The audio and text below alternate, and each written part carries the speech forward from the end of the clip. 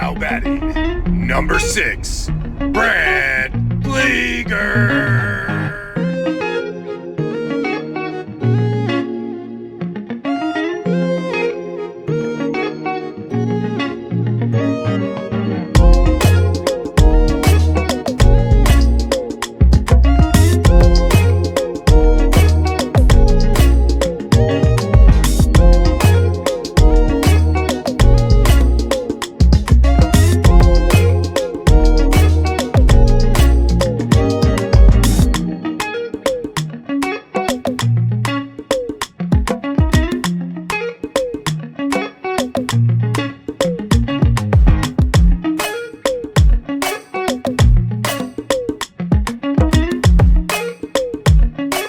All right, guys, welcome back to another episode of The Men Behind the Mic. I am now joined by my good friend, Mr. Coach Brandt Vlieger. Brandt, thank you for joining us tonight. Thank you. I'm excited. I'm fired up, too. For you that don't know, this is actually round 2. We tried doing this once, and my microphone was off the entire time. You sound great, though.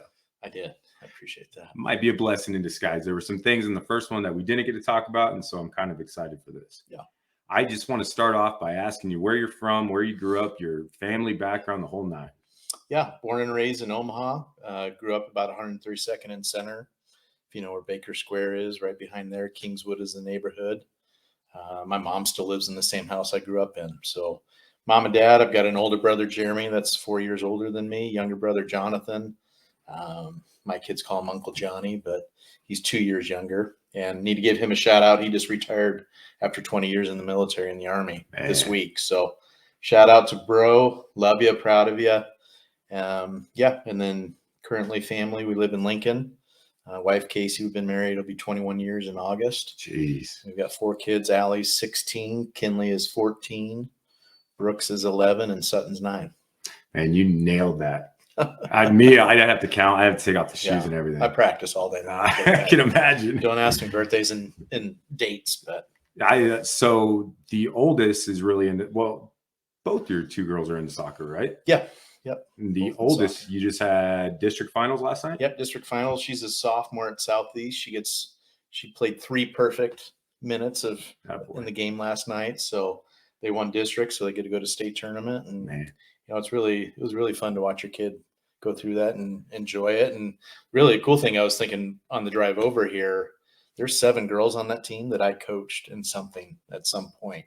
Man. So it's fun to watch, kids that a lot of them kindergarten, first grade, I coached, experience and achieve something like that. So it was really cool. That is awesome. And as a sophomore, even playing a single second in a districts match, and that's crazy. Yeah, it was fun. They're playing really well right now. Yeah, I saw some videos and some pictures of it. And first of all, not ideal conditions. No, I mean, the last 2 weeks haven't been great for soccer, but their soccer players are tougher than baseball. I agree. They played in some awful weather, and they just play through it and deal with it. And yeah. So 16 years old, you coached a group of girls that were in kindergarten, first grade. I kind of want to go through the coaching resume a little bit. I know we've got some stuff jotted down, but off the top of your head, your first coaching gig was where? First coaching gig was, I did a student teaching practicum at Dawes Middle School. I helped taught 7th grade, and I helped coach a 7th grade boys basketball team. That's amazing. And you substitute now, right? I do a little bit, yeah. And that's got to be a whole different experience. It is. That might be another whole episode of the podcast, but I do it. So yeah, that basketball, maybe they're 8th graders, but it was fun. It was me and one other guy. We coached 7 or 8 boys, and we didn't have a whole lot of success, but we had fun doing it. Yeah, it's a learning experience, right?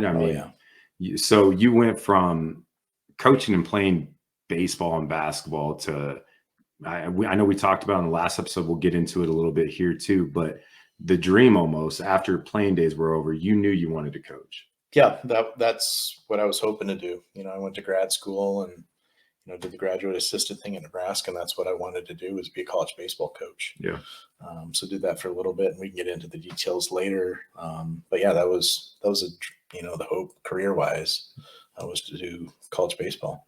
Now, growing up, I think of it as Rosenblatt College World Series. Yeah. Was it always Rosenblatt back then? It was, yeah. I think Rosenblatt's been around since the 50s or so. So yeah, it was always Rosenblatt. And you and mom and dad, you guys used to go to games up there and watch them? Yeah, I went with mom and dad, brothers, we all went, and it was cool way back when they'd have like triple headers. They'd play 3 games and you could get in general admission and you get to see all 3 games. So we'd be there for 9 hours at a time. You didn't have to empty the stadium. So we got to see a lot of good baseball. You kind of grew up with that stadium in your backyard a little bit. Yeah, it was a drive, but Rosenblatt, if you know it, it was kind of in the neighborhood. It was kind of everybody's neighborhood in Omaha. And, it was kind of sad to see it leave, but yeah, special times there. Yeah. And the fact that you got a coach up there, right? I mean, that I want to get to that, and I want to get all the way leading up to that. But coaching at the NCAA tournament, I mean, is that pinnacle of the career? Oh, I think every college baseball, person that's involved, whether it's coach or player, Omaha is the goal. And it's so cool being born and raised in Omaha and know that brand of Omaha is on every college baseball person's mind. You see it on TPX bats, their models were Omaha. And so it was cool to see that. It was huge. The road to Omaha is like, that's how you really know you're in full-fledged college baseball season. You start seeing all the commercials. Yeah. I mean, now, do you comparing the 2 stadiums? I know that there's a lot of special memories at Rosenblatt, but I mean, this is far and beyond what Rosenblatt was. Yeah, I think I miss Rosenblatt, but I think it was time for a new stadium. Yeah. The event had kind of outgrown that site and that stadium. Surface wise, you look on TV and you see Rosenblatt, you think it's just beautiful. Surface wise, it wasn't great. So going over to the new stadium was really nice to get a new surface. And like I said, they kind of outgrew it. And it was been really good for the city of Omaha, because if you remember before the stadium was there, it's kind of a rough area. Yeah. Now it's really, economic development there's been really great for the city. It's taken a while. It takes a while to build traditions of, hey, I always park here and then I go here and here. It takes a while to build those traditions. And I think they're finally getting there with that. And that's a weekend in itself. I mean, just going up there and being around in the environment and that baseball culture. We talked about it last episode, and I want to talk about it here again. And I talked about it with Coach Hooks. Sports drives almost everything in a town. I mean, when you're talking a college town like this, or even Omaha, even high school athletics, when things are going well and it's high school state season, businesses thrive off of it. Families thrive off of it. I mean, that's, to me, we talk about building a culture and all that and loving the game, but the community itself loves it. I mean, when you're doing well, like in Millard, go back, for example, when you're in high school and you guys were doing your thing baseball wise, everybody around you's in a mood. They're on your team. They're on your side. The businesses are thriving. Take us back to the Millard High School days. What was it like playing baseball at a high level for a high school like that? Well, I went to Millard North, and they had a tradition of being really good. My freshman year, I played JV, but the varsity team made it to the state finals. They lost by 1. It was kind of a walk-off against Creighton Prep. Crazy game, but they traditionally have been really good. Yeah. So it was tough. It was challenging. Got an opportunity to play varsity as a sophomore, and that was a pretty big deal. And I enjoyed it. We had good coaches, great players, great teammates. Education was great, so Millard North was good. And you played youth baseball for UVA. Well, it's Gladiators. Yeah, I get, everything falls under Ultimate Baseball Academy now, but it was Gladiators back then, and the ballpark, the yard. Yeah, that's still going to be Gladiator Park to me.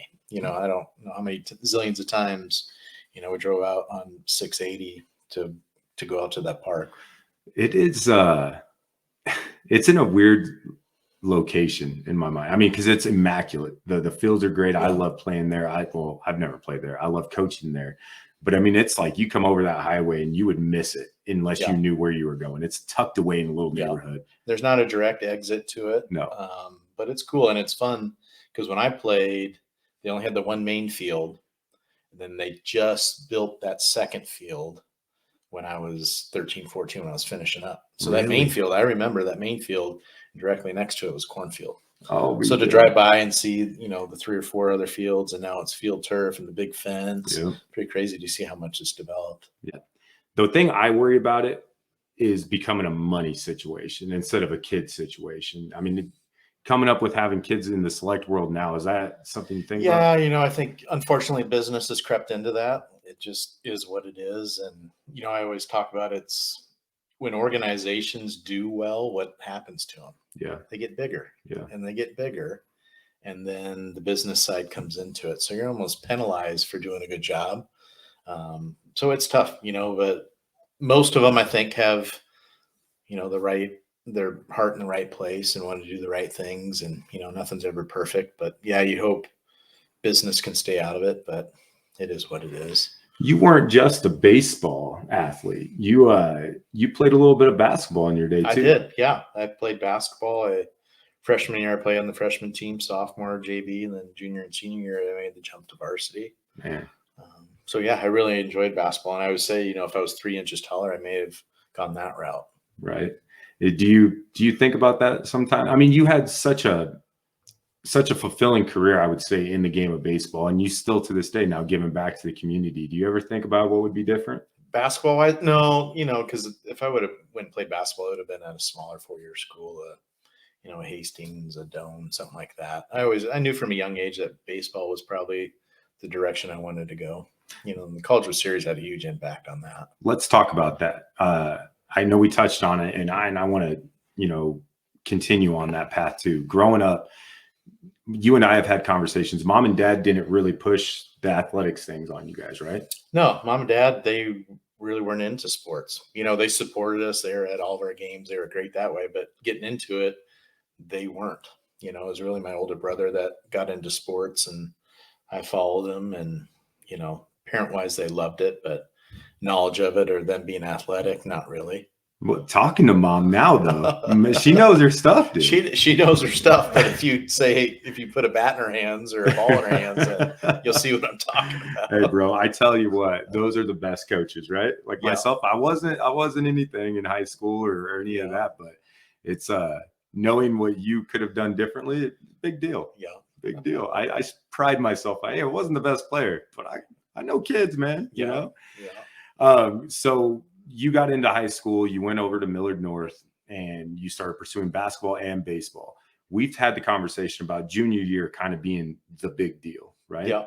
Can you talk us about how did freshman year go and sophomore and so on? Yeah, I can do that. Freshman year, we had a really good team, but if you look back at the weather history of that year, I think we got rained out probably 50% of our games. Whoa. Yeah, it just rained and rained, and I think maybe we got 20 games in all summer. So it's kind of a weird weather year, but we had a good team. We went and played, made the state tournament that was out in North Platte. So we played at that field that you probably played at quite a bit. Yeah. Sophomore year, I had a chance to be on varsity. Started as a sophomore, and that was fun. And we had a good group of 5 or 6 sophomores that all came up together and played. And we had a good team. We had good senior leadership, really good senior class. I think we lost in the state semis that year. Then junior year back then, and I don't know if it's still the same today because recruiting calendar has sped up as we saw today with an 8th grader committing. But junior year was really the big year for exposure. College coaches had already seen the seniors already. And a lot of seniors have made a decision, so they've already turned their focus to juniors. And I didn't have a very good junior year. I think I pressed a lot trying to impress the coaches, and, I struggled that year and, kind of delayed the interest of the bigger schools. So a lot of junior colleges came in, started having conversations, and just kind of got through the junior year. And, my ultimate goal, my dream was to play in Omaha. I wanted to go to a school that gave me a chance to come back and play at Rosenblatt Stadium. So a lot of those schools were down south, obviously. So I wanted to go down south, and I had Texas Tech University kind of reach out to me saying, hey, we got a junior college that we'd like you to go to. Go there for a year, and then you can come out to Tech. So that was kind of the plan. But junior year was a struggle. Senior year had a really great senior year. You had already committed at that point? Yeah, I think I committed probably early spring to Grayson Junior College in Denison, Texas. Committed to them early spring. And basketball, we kind of told all the college basketball coaches that I was going to go baseball, so they all backed off. But So when did Nebraska come into play? I mean, because obviously the dream was to play at Omaha, but we've had the conversation that if you want to play real baseball and figure out if you're a baseball player, you go down south, right? yeah, at that time Nebraska was just okay. Yeah. They had some really good players. Erstad was there; he was the first pick overall. I think that year in '95 they had 3 first rounders, but team wise they just never really had sustained success, and they were never a realistic option to ever make it to Omaha. That was my ultimate dream. So they started recruiting me. I remember Coach A came and watched me play at Lincoln East basketball in the winter. He came and watched. So there were some ongoing conversations. Never made a scholarship offer. That's when you really felt the love, was when they threw out an offer. Yeah. So just ongoing conversations, Creighton, a few conversations. The junior colleges were more serious.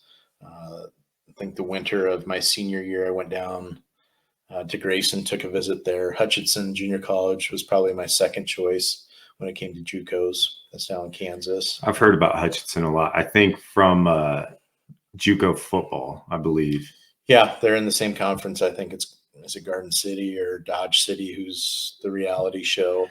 That's Independence, Kansas. Oh, all that's right. right. And that's the real Coach JB, and we're boys. Yeah. All right. He curses a little So more. that's the same conference, the Jayhawk conference. Yeah. So it's really good. So I considered that. There's actually a lot of Omaha and Lincoln kids that go to Hutch. Remember Tanner Lubach? Yeah. He went to Hutch. Okay, so we're going to fast forward real quick. Your senior and junior year was like Will Bolt, Lubach? No, Lubach was way after me. I coached Tanner in high school. So who's the Cyclones coach that you played with? Trevor Bullock. Bullock. Okay, so Yeah. you had like you, Will Bolt, Bullock, and then the pitcher. Tell me the pitcher's name again. Shane Comine. Everyone out there always mispronounces it. It's Comine. Comine. That dude was serious on the mound, dude. Watching your guys' highlight tapes, that guy. Yeah, it was always fun. He went 20-0 at home in his career. So Friday night at home at the Buck, we knew we were going to win. It was great to come out to the ballpark and know, hey, Shane's on the mound. Oh man! Good. So now, was it like strikeout after strikeout, or did you guys get it? He had a lot of punch outs. He was 5'7", 140, but we always say he had easy velocity. When we say easy velocity, it's just nice and smooth, and then it's pow, it's on you. The other type of guys are max effort guys, where hey, they're putting everything into it. Velocity's coming. Shane was just really smooth and just bam on you. And he had 5 different pitches. And we talked about last time. I told you the story of my first official Nebraska practice. Before official team practice in the fall, you can have small groups. So it'd be 4 guys. It'd be a pitcher, a catcher, and 2 hitters. First time I step into the box, it's against Shane. And he cut us up, and afterward, I'm like, damn, I hope all of them aren't like that, because if they are, I'm in trouble. Yeah. And he was just 5'7", 140, just a little dude, but he was good. Not all of them were like that. Dude. No, they weren't. Lucky for me. All right, I've got some stuff I want to go through here, because the way we just glance over things, I don't think is fair to the resume. Yeah. 11 through 14, you played for the Glads. Yep. Gladiators had a great youth baseball coach, Daryl Parks. And if anybody that's in Omaha, in the baseball world in Omaha, they know who Daryl is. Still to this day? Oh yeah. He's still involved. He coached Gladiators, and then he went and helped us in high school for 2 or 3 years. And then he was at Millard West for a long time. And so he's been around baseball, and he's great. He really taught me a lot about the game. That's such a important age, 11 through 14, just baseball knowledge wise, but also just maturity as a kid. Yeah. Teenage boys. You're changing, dude. Yeah. You're changing them. So Daryl was such a blessing, and he's still a close friend, and really blessed to have him.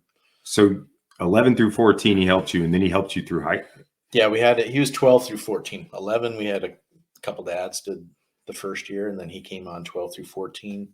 And I think he came sophomore year through senior year. He was at Millard North, and then he eventually went over to Millard West. Sophomore year through senior year. So no big deal. Just your starting varsity years. Yeah, my starting varsity years. Yep. Let time out. That's a dude. That's a guy. That you having a coach that's with you from before you can drive all the way through playing until you graduate, man. That's a guy that you want on your side. I mean, that shows that he cares about you. Oh, absolutely. You know, I think of Daryl of when his father passed away, I attended his dad's funeral. Man. And there's probably 20 other guys that Daryl coached over the years that were at the funeral. You know, Daryl meant a ton to everybody. He still does. So kudos to you because you're having the same type of impact on my kid and the other 10 kids on our team. So I appreciate that. That's a thing, you know, like my podcast partner and I have talked about it. We've had such a up and down life. Like it's time for us to give back to our communities, you know, and this is the only way, this is the major way that I feel that it's going to impact these kids' future. Because I say it all the time. They're like, I had a parent ask me, you don't have a coach or a kid on the team. Why do you coach? Yeah. I love these kids, man, to death. Like, and I'm not afraid of telling them that either. Yeah. When we're around, I'm like, hey, look, I care about you guys. Whatever happens at this game is going to happen at this game. But what happens after you guys leave and move on to high school, that's the bigger picture here. Yeah. Bigger than baseball. Yeah. And the fact that this coach stuck with you and you still talk about him like he's still your coach. Yeah. That's the thing, right? You get branded as a coach. In my mind, that's coach for the rest of your life. It is. You know, you should show a sign of respect, you know, I agree. to those guys that once you're a coach, you're always a coach. Yeah. You know, Daryl is funny because he always had a rule. On the field, it was Coach Parks. Then off the field, it was Daryl. And you fight that battle of, hey, I'm almost like a big brother or uncle to him, but then I'm also a coach. It's a delicate balance, and Daryl did such a great job because it was on the field, it was Coach Parks. Yeah. Off the field, then hey, we can be Daryl and you know have that type of relationship. So, I tell the boys all the time, they're like, "Hey, Matt," I stopped listening. Yeah, and they're sorry, Coach Matt. And I think that's more of a later in life thing, you know. Yeah, like right now they probably don't see it, but they will. Yeah, it's they've changed my life more than I've probably changed theirs. You know? Yeah, it's a special relationship, and parents always look at somebody that doesn't have a kid on the team like you're nuts. Yeah, because I help coach. Because my kid's there. Right. So to do other kids, it's long hours. It's quite a commitment. Long drives. It's totally worth it though. I mean, just, you know, off topic here, my kids didn't want me to hit record on this until they came down and said, hi, you know, it's just, they're having such an impact on their life and helping at school. Like the things that the Sox players don't see, you know, like we tucked them in last night and, Bugs is like, I can't wait to see Cade dude. I'm like, who? He's like, Cade dude. I'm like, oh, Cater? He's like, yeah, that's my guy. I'm just like, random dude. It's fun. It's fun to see those relationships build and how important they are. They're super important. You know, Bugs had a rough go of it for a while. And then once I started bringing him around you guys, it's a game changer. Yeah. Who do you think's impacted your life the most as a coach? Is it him? Well, I think you go through stages, probably Daryl, you know, because we talk about those ages of 11 through 14. That's just, you know, tremendously important age for kids. So I think probably Daryl. Yeah. You know, I had awesome coaches in basketball, baseball throughout the years, but probably Daryl had the most impact. Yeah. I mean, just the way you talk about him, you can tell, you can feel it. Yeah. You know, so after that, you graduated in 96, you went down to Grayson County. Yep. Down in Denison, Texas, went down there. One of my high school teammates, him and I went down there. We were roommates together. We were kind of known as the Nebraska guys. So went down there, played with a bunch of guys from Texas and Louisiana, and a couple guys from Memphis area. So got exposed to, you know, something besides just Nebraska, and it was great. And, you know, we were really good. We were fortunate. It was actually the first year of the program back in the 70s, late 70s. And I laugh about it, but the story is that, you know, the Grayson baseball team got in a brawl with the local police. So they shut down the program. And Danny Darwin, we talked about this the other day, but Danny Darwin, I looked it up. He pitched 20 years in the big leagues. Whoa. And he played at Grayson. And he was part of that team that got in the brawl, supposedly, until we had our first season in 1997. and we went out and we went 48-9. We're really good. Lost in the regional finals, and then my sophomore year, we had most of the guys come back, and we ended up going to the Juco World Series, and just had a really good time. Had really talented. I remember Coach Van Horn, when he was recruiting me, he made the point of, hey, your team at Grayson right now is better than we are. Man. We were really good. We had, I think, 3 pitchers that got drafted and signed. We had guys go all over the Big 12. Left fielder ended up leading the league in hitting in Big 12. And then our catcher, Trey, is a good buddy. He ended up playing in the big leagues. Juco baseball. We talked about it the other day, and we brought it up at the beginning of this. You go down there and you figure out if you love baseball or not. What did you mean by that? Yeah, junior college, it's a lot of baseball. I put it in perspective. My senior year, we played 25 games in our spring season. We played 60 games in the Legion. Then we show up in fall and we play probably another 20-25. Whoa. And, when I say Juco fall ball, this is what Juco fall ball is. It's Saturday. You're going to drive 2 hours to go play somebody. You're going to show up at 10, and you're going to play until everyone's out of pitching or it's dark. So that could be 9, 10, 18, 20 inning days. So that's what I mean. You'll find out real quick if you love the game of baseball. And some guys couldn't cut it, and some guys survived it. And, Juco guys are pretty tough. Yeah. You see it in football a lot too, right? I mean, yeah. Well, anymore, and it's a left pivot.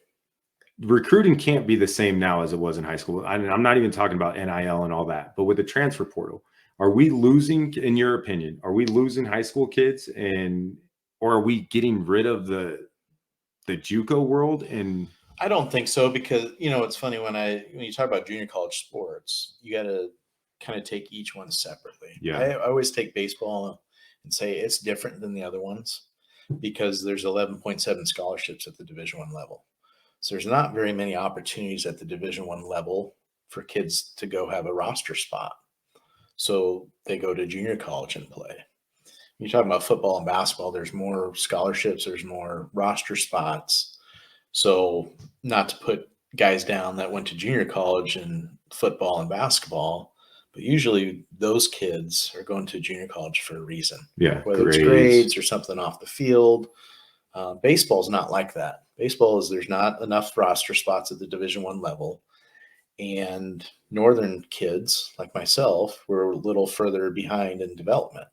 That's why I love what Will's doing. They're getting a lot of junior college kids, but it's Nebraska kids that go away for 2 years, get a lot better, and then come back and produce. I think that's a great formula. Junior college is, really good. A lot of scholarships are full scholarships.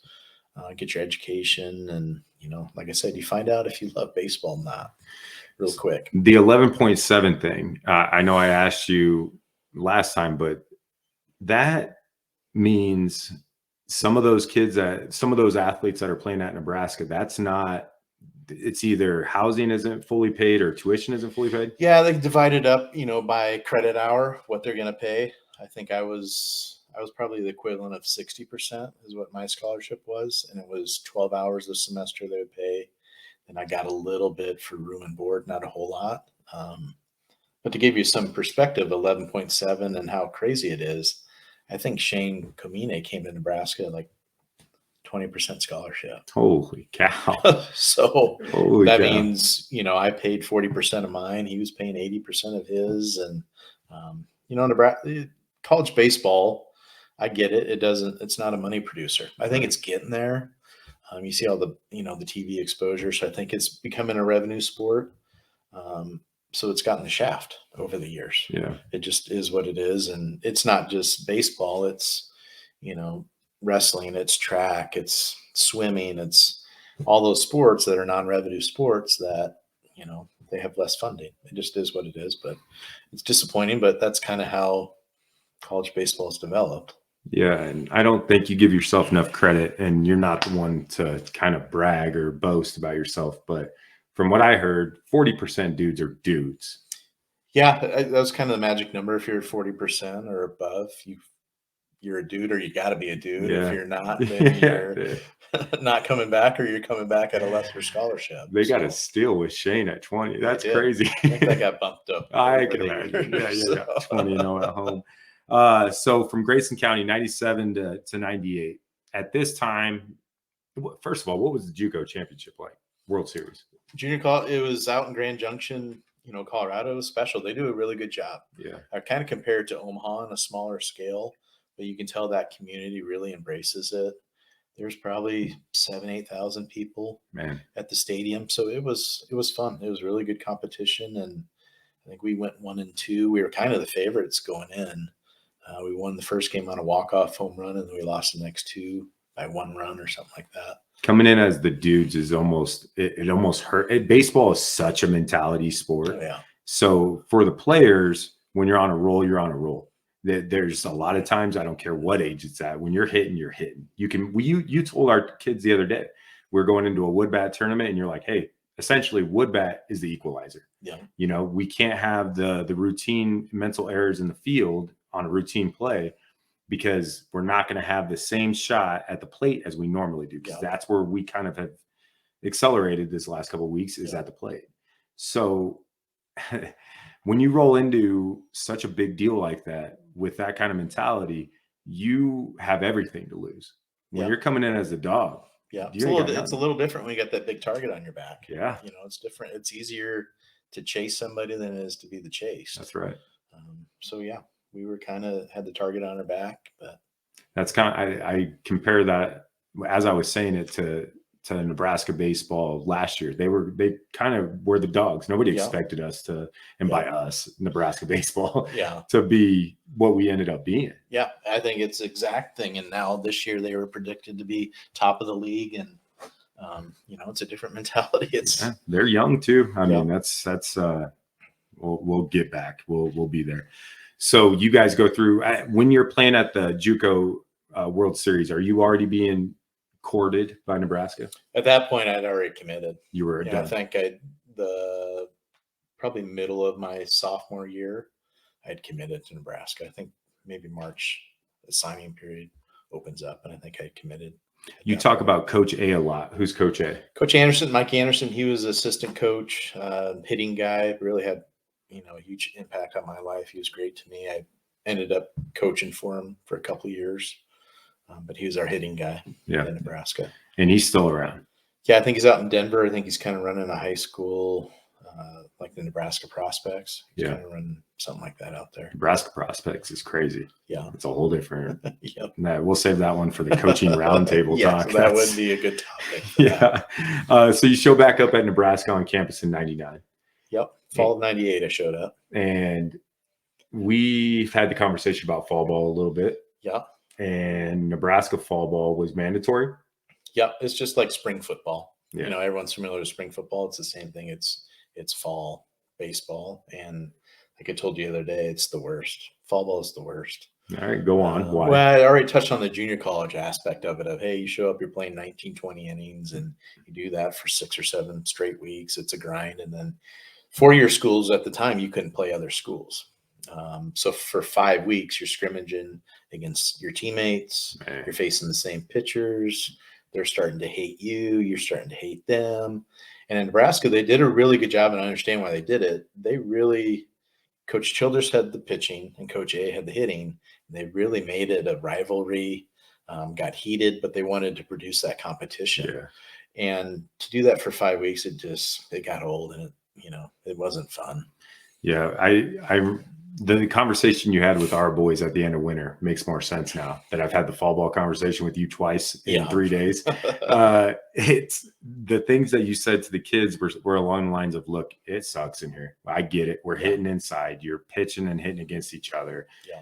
Just remember this when we go play other teams type deal. Yeah. That, being inside it in fall ball, it's cool the first 3 or 4 times. Right. And then the 19th and 20th time, it just drags, and you just want to get out and play a game and be outside where, the game's meant to be played. But you just kind of get through it. It's like I told you the other day, it's just someone tells you, hey, I really enjoy fall ball. I really enjoyed that experience. They're lying to you. Yeah. It's the worst. Yeah. I know we talked about it. You're like, maybe our kids should play fall. Like, nope. Yeah. That's a deal breaker. Yeah. I'm not doing it. Go put it down. And we talk. And kids need a break. Yeah. I played. I had a spring season, summer, fall was my break. Then I started getting into basketball and just do that. I needed that break, and that was the time when I was in high school that I could work. So I got to experience, being in the workforce a little bit. And that was my time to do it. Yeah. I think everybody needs to put it down, coaches included. Yep. Me, I'm a little bit different where I'm prepping for the next season kind of every single day, schedule wise and all that. But the kids, not that they need a break from each other. They need a break from each other in that world. Yeah. Because our boys all play basketball against each other, with each other. Yeah. They're in the same neighborhoods. But I do think it's important to hear other coaching voices. Yeah. And that was a big thing with bringing you on and Coach Hooks and all that. It's different voices with different backgrounds talking to the kids. Yeah. Hearing me all the time or hearing you all the time, the pitchers hearing Hooks all the time. I think it's important for them to get coached on different sports too. Yeah. Like the basketball aspect. And then you kind of appreciate us a little bit more, or, this game a little bit more. Yeah. It takes, different personalities, different varieties. And, I think with our 11s, we got a good combination of different personalities between the four of us. And, a lot of people ask, well, what's about the success of Nebraska? What was it? What played into that? I think the coaching staff, they had the perfect combination of personalities. Coach Van Horn was, the CEO. He was the motivator. You better play hard or you weren't playing. And then you had the teachers of Coach Childers and Coach A, and they could be a little more positive, put your arm around you. They kind of had that perfect mixture of personalities. Yeah. And so when you show up on 90, the Juco thing, going from the Juco fields and the facilities, I don't think we touched on what those were like, but can you compare the two to like the Buck? Oh, well, the Buck truly wasn't a Division I baseball program facility. But at Grayson, we played at the city park. What? Yeah, we played at the city park. It was okay, but that's why I talk about junior college guys have a big old chip on their shoulder. Because guess what? A lot of us had to do our own laundry. We had to buy our own shoes. I think we could choose, hey, the school will buy either a glove or shoes for you. You had to pick between the two. So you're buying a lot of your own stuff. And, then coming to Nebraska and, it was great versus what I was doing before. But the Buck, we can get into the Buck. It's, it's where the Hawk Center is now. It was half turf, half outfield, but the outfield was a football practice field. In the fall, we had to take our right field fence down and they would practice football. So it was all chewed up. We had mouthpieces that we had to pick up afterwards. And then the freshmen always had the bad jobs. They had to take the cones out and make a fence for us. So when we brought our big recruits in the fall, they were really impressed that we had to put cones out for the fence. But the Buck, it was our home. We loved it. We had success there. It was a great place to hit because you had the turf infield. So ground balls, it was fast. It would get through. We could really run. We had a lot of stolen bases, so that was good. And then it had a short porch in right center, and then it faces the right way in my mind as a hitter, faces the right direction. So if you get a south wind, it was always blown out. So it was a great offensive place to play. And other teams hated it. But I remember when University of Texas came in and played us in '99, it was cold, and you could just see them walk in and like, what the heck are we playing here for? Is this a joke? And that was the chip on our shoulder of, this is our own home field. Yeah. And we're going to kick your butts here. And you did a lot. We did. I was 5-1 against Texas. That's a good feeling. That was a real good feeling. My son, my 5-year-old, doesn't like Texas either. Good. He's a smart man. He's a smart kid. Yeah. And he thinks the Wisconsin volleyball girls are cheaters. I kind of agree. I agree too. The mountain, man. I tell you what, the only bad part is I'll hear him chanting, "We don't like you." Boom, boom, boom, boom, boom. My daughter hates it. We like everybody. They're two completely different people. Stepping foot back at Nebraska, playing your first game at Nebraska. Yeah. Take me back. Yeah. We played down in Arizona, Peoria, I think. We played at one of the Major League spring training sites. I think it was the Padres and Mariners shared the facility. It's a really nice field. I think we played Oregon State, maybe the first game. The Beavers. Yeah. I like that. I think it was them. We went 1-2 that first weekend. Really? Yeah. Were Funny you- story with that one is on Sunday, you always have to worry about when your flight is. So Sunday, the game before us, K-State was there playing other people, and their game went like 12 innings. So we were super pushed back, and then our game went long. And for some reason, we didn't grab our stuff from the hotel. So we had to go from the baseball stadium back to the hotel and pick up our stuff and then drive to Phoenix Airport. We were like 2 hours late for No the flight, way. and they held the flight for us. So we all get on the plane, and the people have been sitting on the plane forever, and they were just, These laser yahoos. beams Yeah. through us all. And then I think there was like 4 or 5 guys that left their uniforms in the hotel, and it was just a mess of a first weekend. Dude, I can't imagine. I can't imagine. How many Juco kids did you have on your team?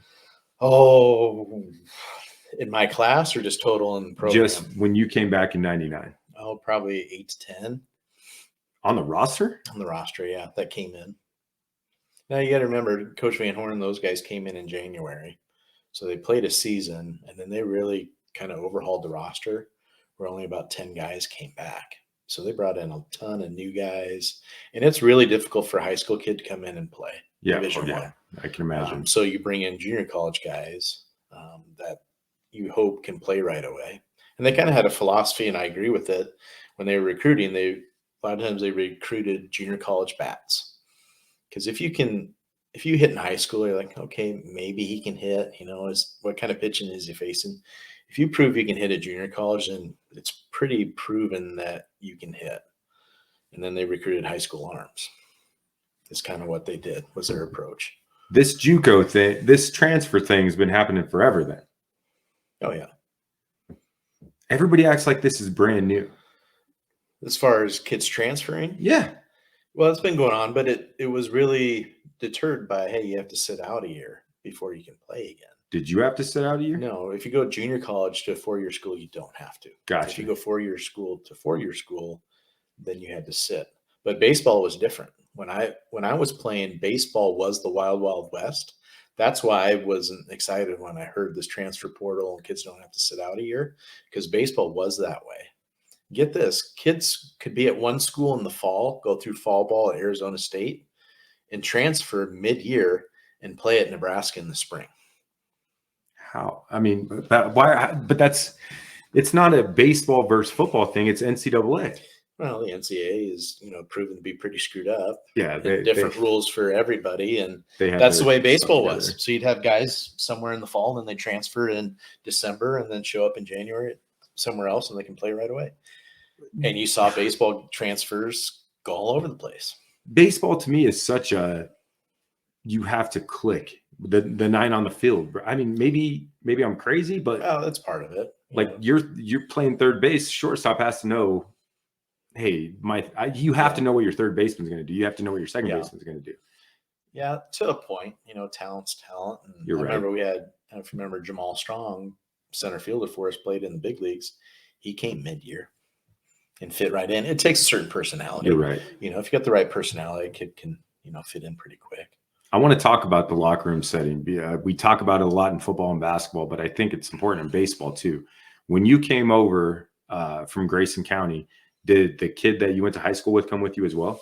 No, he was only at Grayson for a year. Oh. And then he transferred. He ended up playing at Creighton, but he was down there for 1 year. So the JUCO route was the way to go. It's a great route because, even if you get recruited Division I, the chance of you playing right away is not very good. Right. So go to Division I, sit for a year or two, and then maybe by the time you're a sophomore, junior, you're ready to play, or go to a junior college, have all your school paid for, play all the time, and then go to a 4-year school. Because your clock starts the minute you show up. You get 5 years to play 4. Whoa. I think people have to get over the stigma of junior college. I agree. People are like, oh, junior college. No, it's a great route. Yeah.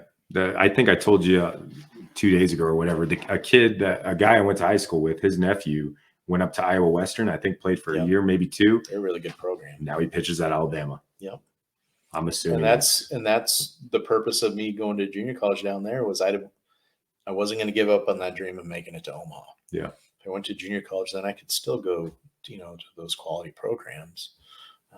So yeah, junior college is a great route. Who was your inspiration growing up? Inspiration, I guess, my older brother was one. I was the little brother that, hey, Jeremy and his buddies are going to go play basketball. They got 5 guys. Hey, Jeremy, can you grab your brother? So we got even teams or playing football or whatever we were doing. I was always, hey, drag your little brother around and let him play so we've got enough guys. So I really learned a lot, got beat up a lot, got defeated quite a bit.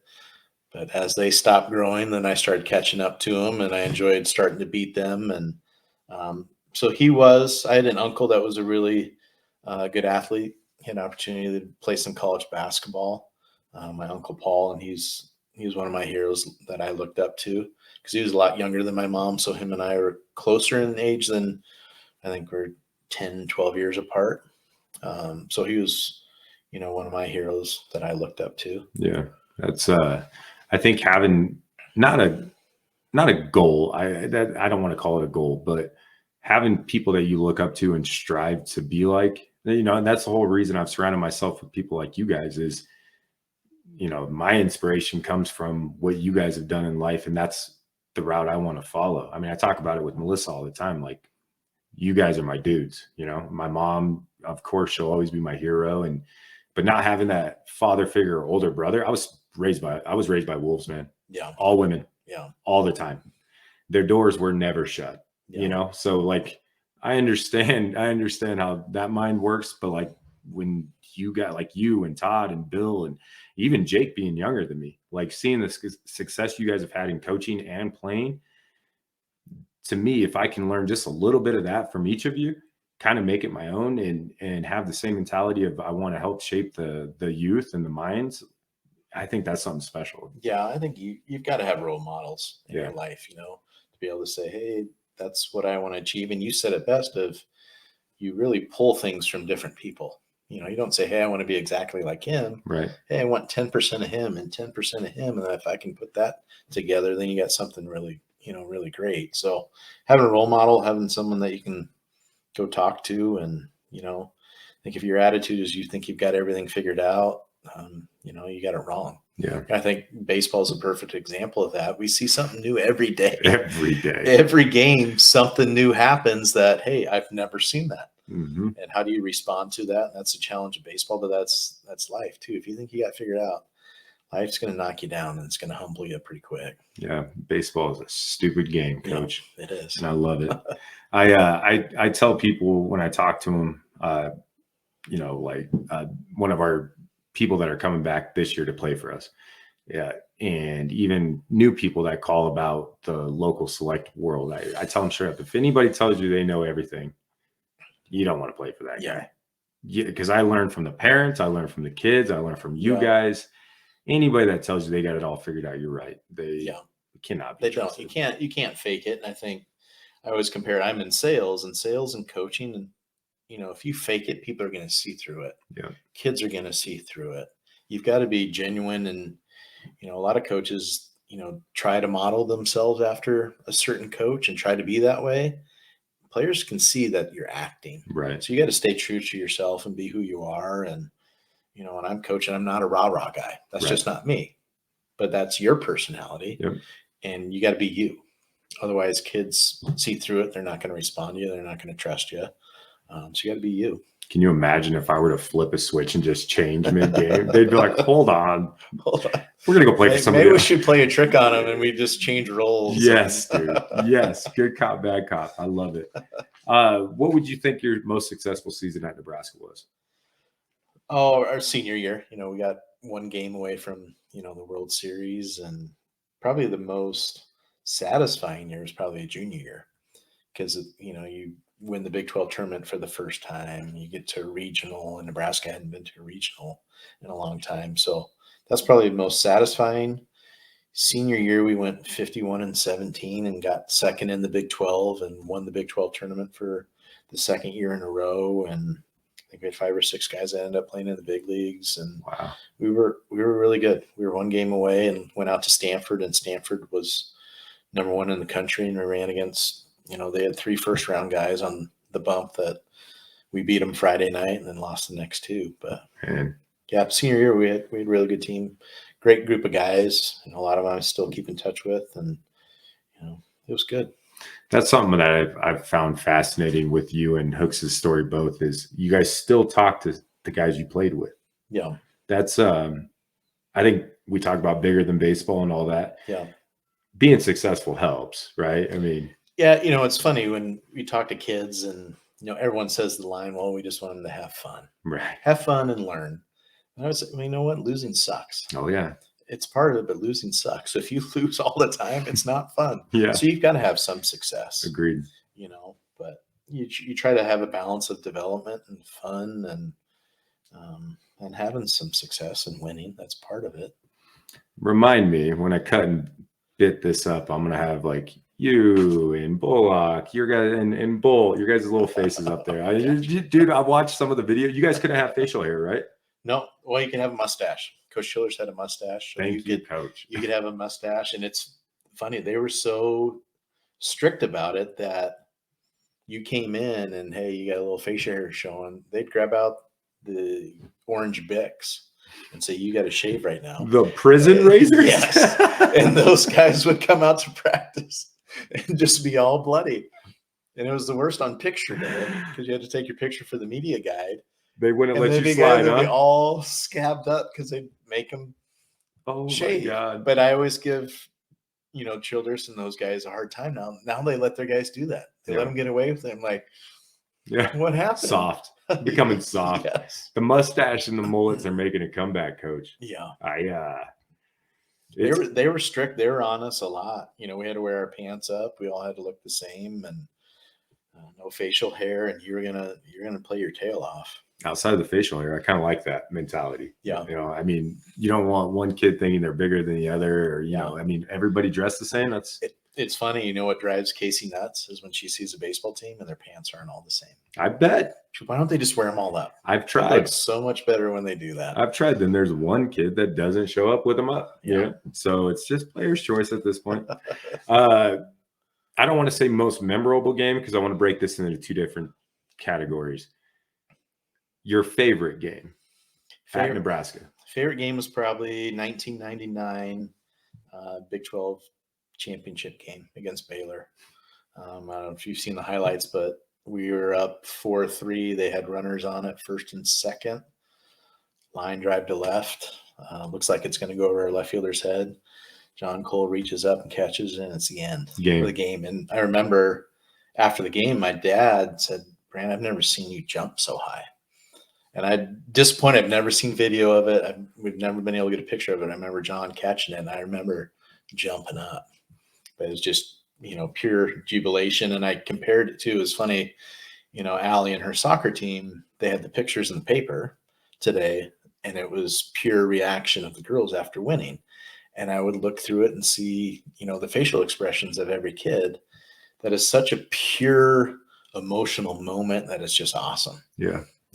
And that moment for us was that it was pure emotion.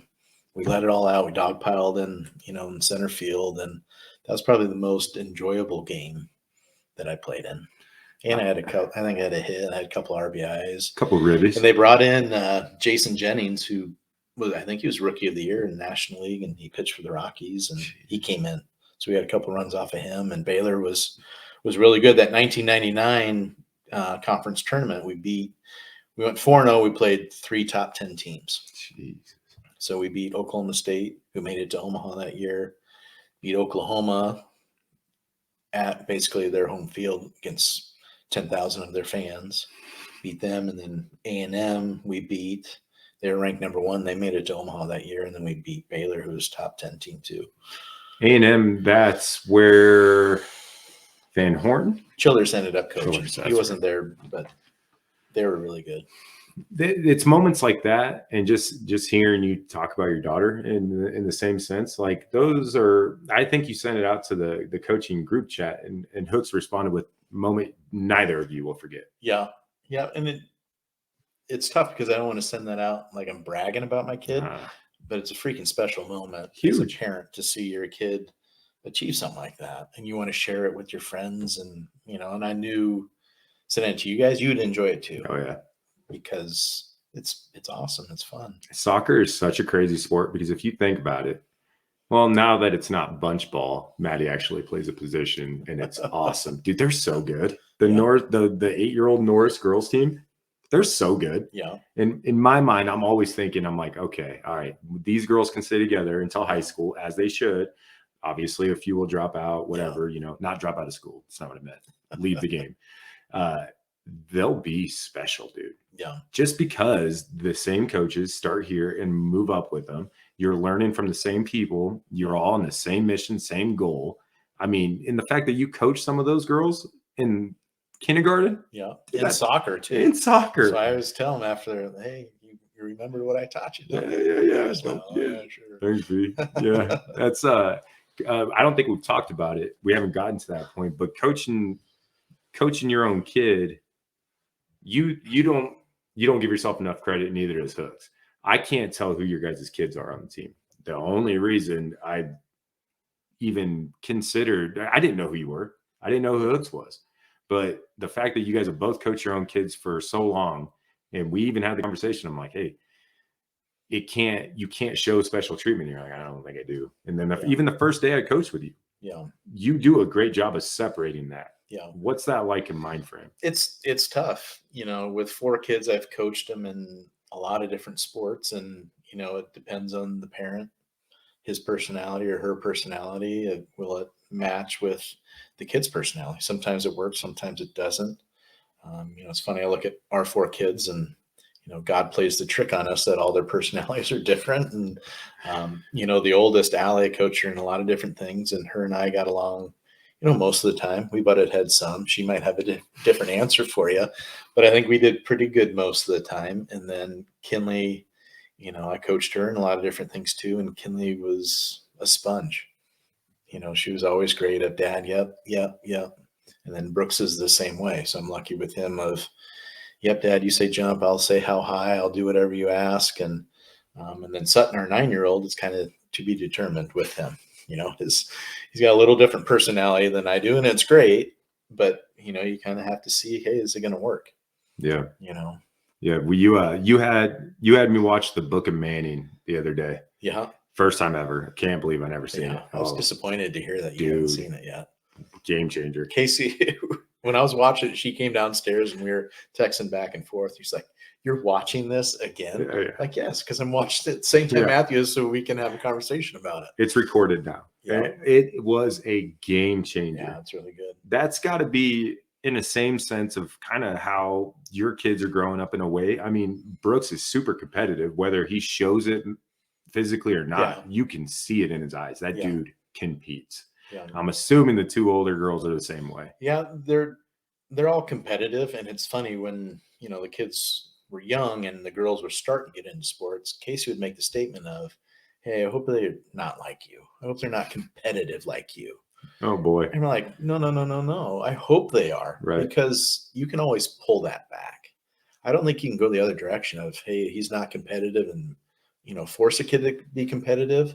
So I think you want it that way where you can pull them back. And it's not just for sports, it's life, it's your career, your job. You've got to be competitive no matter what you do in life. So I'd much rather them be competitive. Maybe not to the point I was when I was in 2nd grade hyperventilating after losses in soccer. Hopefully not to that point, but you want them to be competitive. Right. Yeah, you are probably one of the most competitive dudes I've ever met. I'm awful to a fault. I can be one of the biggest sore losers. I can be awful, and I know it. And for a long time, I fought it. And Casey's like, "You need to act better and behave better. You can't be that way." Blah blah blah. I finally accepted it. Hey, I'm 44 years old. I am who I am, that's why a lot of times when I get at games, I'll be off sitting by myself. All right, pause. So. You don't just mean off sitting by yourself. All right. So when you're coaching with us, you and Hooks are off all by yourself. Yes, I do. That is a little different than what I do if I'm truly a fan. If I'm just a parent, if I'm just a dad and I go watch a game, like if I go to a basketball game, I'll sit at the top row all by myself away. Or a soccer game, I'll go sit down at the end because I know I'm going to say something stupid. That way, if I'm off by myself, I'll mumble and no one else can hear it. And Casey and I cannot sit next to each other at games because we start bickering. If they're winning, everything's great. Of course. Hey, this is great. Yeah, I love you. I love you, sweetie. I We love did you good. too. We did good. We're great. If they're struggling, especially if one of our kids is struggling, then I'll, bark out a critique and she'll get mad at me for doing it. And then 5 minutes later, she'll do it and I'll get mad at her. And then we're like, why are we sitting by each other? Like, see you later. See you after the game. And it's just something we've realized about, our relationship and our marriage is that most of the time at games, we don't sit by each other. It's awesome that you can see that. I didn't know that until your phone went down. So you were like, hey, if you need to get a hold of me, get a hold of Casey. Yeah. So I call and I'm like, hey, is Brandt there? She's like, yeah, hold on. Let me go get him. I'm like, oh, I thought you guys were at a game. And she's like, we are. We don't sit by each other. Yeah. Said, oh, something wrong? She goes, nope, we just don't. Yeah. And I'm like, okay, I'll wait. How far away is he? Center field. Yeah, it's funny, when we join a new team or it's new parents around, they probably look at us funny, like, are they not together? What are they fighting? And then they get to know us and they just know, hey, Brandt and Casey just don't sit by each other. And it's amazing. It's phenomenal. I want to get into the Casey story about how you guys met, but we talked about your favorite moment. How about least favorite moment playing at Nebraska or the most hostile environment? Well, that's different places. So probably the least, the most disappointing loss was out at Stanford. Being an Omaha kid, and we talked about my dream was to play at Rosenblatt Stadium, play in the College World Series. I was one game away from that. Friday night we go out and we beat them. Saturday we lose, I think 7-3. Then we come out on Sunday and it was a close game. It was tied, and then we ended up losing 5-3, and I made the last out of the game. Oh man! And I was a mess. I remember, and I'm still trying to find this article from Tom Chattel, who still writes for the World Herald. He did a great article, but in the article he mentions, hey, I tried to talk to Brandt Vlieger and he couldn't. He was just that upset and that emotional that he couldn't conduct an interview with me. And I tried. I remember it, but no words can come out of me. It was, I said that was my dream. I was one game away from doing it. I was playing with guys I loved, great teammates, and we just couldn't get it done. So that was the most disappointing. Most hostile would be Texas A&M by far. And that's crazy because you started your college career in Texas. Yeah. And was it the fans? Was it the players? It was everything. Because like I said, when we went down to A&M in 99, they were really good. They're ranked number 1. Yeah. And we were starting to play well. It was just the start. I think they were the second or third series of the conference schedule for us. And we were playing pretty well. And we went to A&M and they had 2 guys that were going to be first rounders. So they're really good. They're ranked number 1. And their stadium's full. They had student section was in the upper deck, but it was right above the visiting dugout. Smart.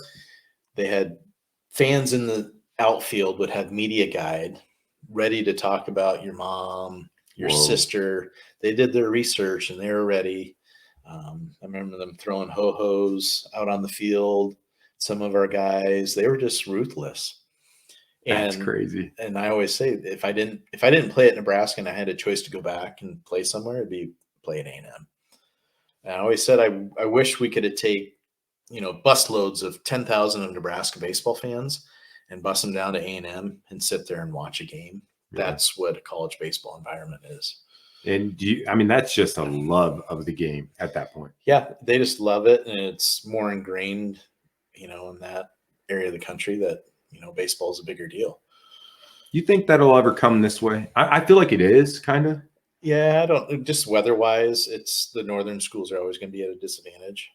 Think about now. We're in May. Yeah, and we had to cancel a game today. Yeah, it's always going to be a challenge, and I think there's a few times when we're hosting super regionals at Haymarket, it was electric atmosphere. But A&M, it's like every game it's that way. In '99, we went down, got pounded Friday night. Then we played a doubleheader on Saturday because Sunday was Easter, and then we got pounded the second game. Then the third game was a really close game. We got walked off. Oh. So a walk-off sweep. 0-3. head back to Lincoln. So we get out on the bus, we're ready to leave the parking lot, and their fans have brooms around our bus, running around the bus, shaking the bus. Where is this at? A&M, Oh my God. College Station. So Oh my that's how we God. left A&M. And that's where old Trillers went, huh? Yep. Attaboy. Yep. So that's a tough place to play. Yeah, that's Yeah. Texas Tech can be that way too. Tech, when I played there, they were kind of down years, so their fans weren't, out in force. But now it's a tough place to play. So I don't think we talked about it. You went down to play at Grayson, essentially a Southern State and all that, but the Texas Tech coach said, "Hey, come play a year." Yeah, that was a big impact. It was actually Frank Anderson, who's been all over the place, and he was the head coach at Okie State for a long time. He had called me and said, "Hey, we really like you. We just don't have scholarship." This was late in the summer, or the end of my junior year summer that they started talking. He said, "Hey, we're not going to have any money for you, but we'd like you to go to junior college, and then we'll get you after 1 year." And the head coach at Grayson was just an assistant at Tech. And a guy I played summer ball for, assistant coach, knew the Tech guys. I think they played with them at Emporia State or something. It's always somebody knows somebody. It's, it's not what you know, it's who you know. And that's the same way with recruiting. So yeah, Tech wanted me to go down there, and that was kind of the plan, was to do that. And then they kind of dropped the ball recruiting me. They didn't take me after a year, and then they tried to get me after my sophomore year. They didn't handle the recruiting process very well, kind of dropped the ball on some things. So, Nebraska, Coach Van Horn came on board in January and really made that a possibility as Nebraska to be a choice. you're a big component for everything. Kind of happens for a reason, right? Yep. You don't come to Nebraska, you go to Tech, your entire life's different. Yeah. A man of faith. And I think, God has a plan for you. And I say he doesn't have the same timeline as you do. Yeah. He works on a different timeline, but there's really 2 baseball seasons that I look back that I struggled, and going through it, I was, frustrated of, why do I have to struggle? Would have been my junior year, because we talked about it, of, hey, that's a big opportunity to get exposure and go to, Division I. I really struggled. So I look back on that of, why did I struggle? And if I would have had a good junior year, I probably would have committed to a Division I school. And we haven't gotten into how I met Casey, but it allowed me to play in a summer baseball tournament where we went up to Sioux Falls, South Dakota. And part of that tournament, you stayed with host families, and Casey's family was my host family. So met her through that. And, her dad's joke was, you were only supposed to stay a week, and he never left. But yeah, it was a great week. We played well. I guess I can go back to the beginning of how it all started. But when we drove up to Sioux Falls, and when we got into town, we had a team practice. So we practiced, and then we were all supposed to go to this city park to meet our host families. Well, there was one high school kid that was going to be a host family. He was going to drive some of us to the park. So he's driving us, and, there's 4 of us in the car. He said, well, 2 of you are going to stay with me, and then 2 of you are going to stay at another family. I'm like, okay, well, tell us about the other family. I'm like, well, the family, the dad's a dentist, and they got a really nice pool, and they've got a 17-year-old daughter. We'll take that one. Yeah. So Eric Brown, buddy of mine, him and I were the only 2 seniors on that team. So we kind of, played the senior card and said, well, we'll take that family. So, it's just a God thing that, made that happen. But I think if I had a good junior year, I go to a 4-year school, that 4-year school comes and says, hey, because it was right when school was starting, college. I actually missed the first 2 days at Grayson because I was playing in these tournaments. So a 4-year school probably would have said, hey, you can't play. But I had a bad junior year, so I went up going to junior college. My junior college coach was, hey, we want you to play. Go play. Yeah. And that allowed me to go to Sioux Falls and then meet my wife, and, yada, yada, yada. I wouldn't have the 4 kids I have now, and life would be completely different. So I look back of, okay, God, now I understand that plan. I didn't like it at the time, but now I understand it and see, and, it all worked out. And then it's funny, the fall when you're a sophomore, your fall of your sophomore year in junior college is similar to your junior year in high school. That's where colleges are really bearing down on recruiting. We've got to see the sophomores in their fall. And I had a bad sophomore fall. So again, like, man, why am I struggling? This is my time to shine, get opportunities. So, the Division I schools that I wanted to go to weren't on me hot.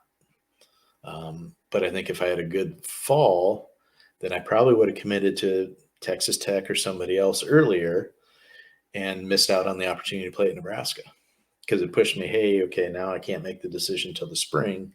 Well, Coach Van Horn wasn't brought in until January. Was he a game changer for you? Well, I think any change was a game changer. The previous coach, he actually passed away a few weeks ago, so rest in peace, but he didn't recruit a lot of in-state kids, and he'd been there for a long time, and they were just okay. They weren't having great success. So part of the reason Nebraska was on the list was because of that. So Coach Van Horn comes in and like, okay, new staff. Okay, now it's an opportunity. I'll take a look. And then asking scouts and other coaches of, hey, what do you know about Coach Van Horn? They all had said good things about him. So it's like, okay, this is an opportunity. This is an option I'll look at now. So again, I look back at my sophomore year, fall. Okay, God, I can see why, I struggled. Yeah. I didn't like it.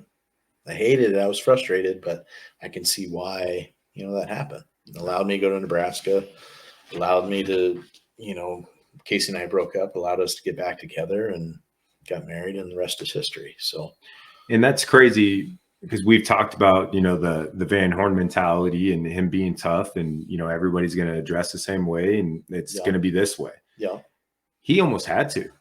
If we were in that bad of shape, where we're just mediocre you guys were the ones that brought it back. You never think about it that way, but you were. Yeah. And we look back and say, our class really got that thing rolling, and we had a good 8-10 year run, and, I think they'll get back to it.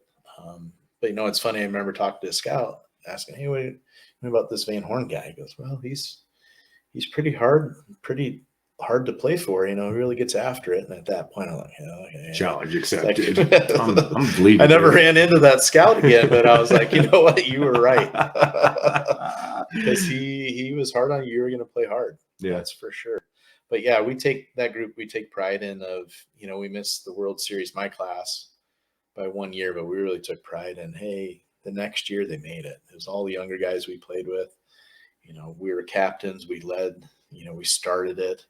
It's funny, I don't think people that were around Nebraska baseball won't debate me on this, but the 2000 team was the second best team in school history. First best being 05. And that's Gordon. That's Gordon. They had Dunzine in that group. They had 5 guys playing the big leagues. That's no doubt the best team in school history. But in my mind, 2000 was the second best team after that. They made the World Series in 01 and 02. But I think 2000 was the best. And guys that played on both and coaches that were on both say 2000. So we take pride in that. So 2000, you graduate, right?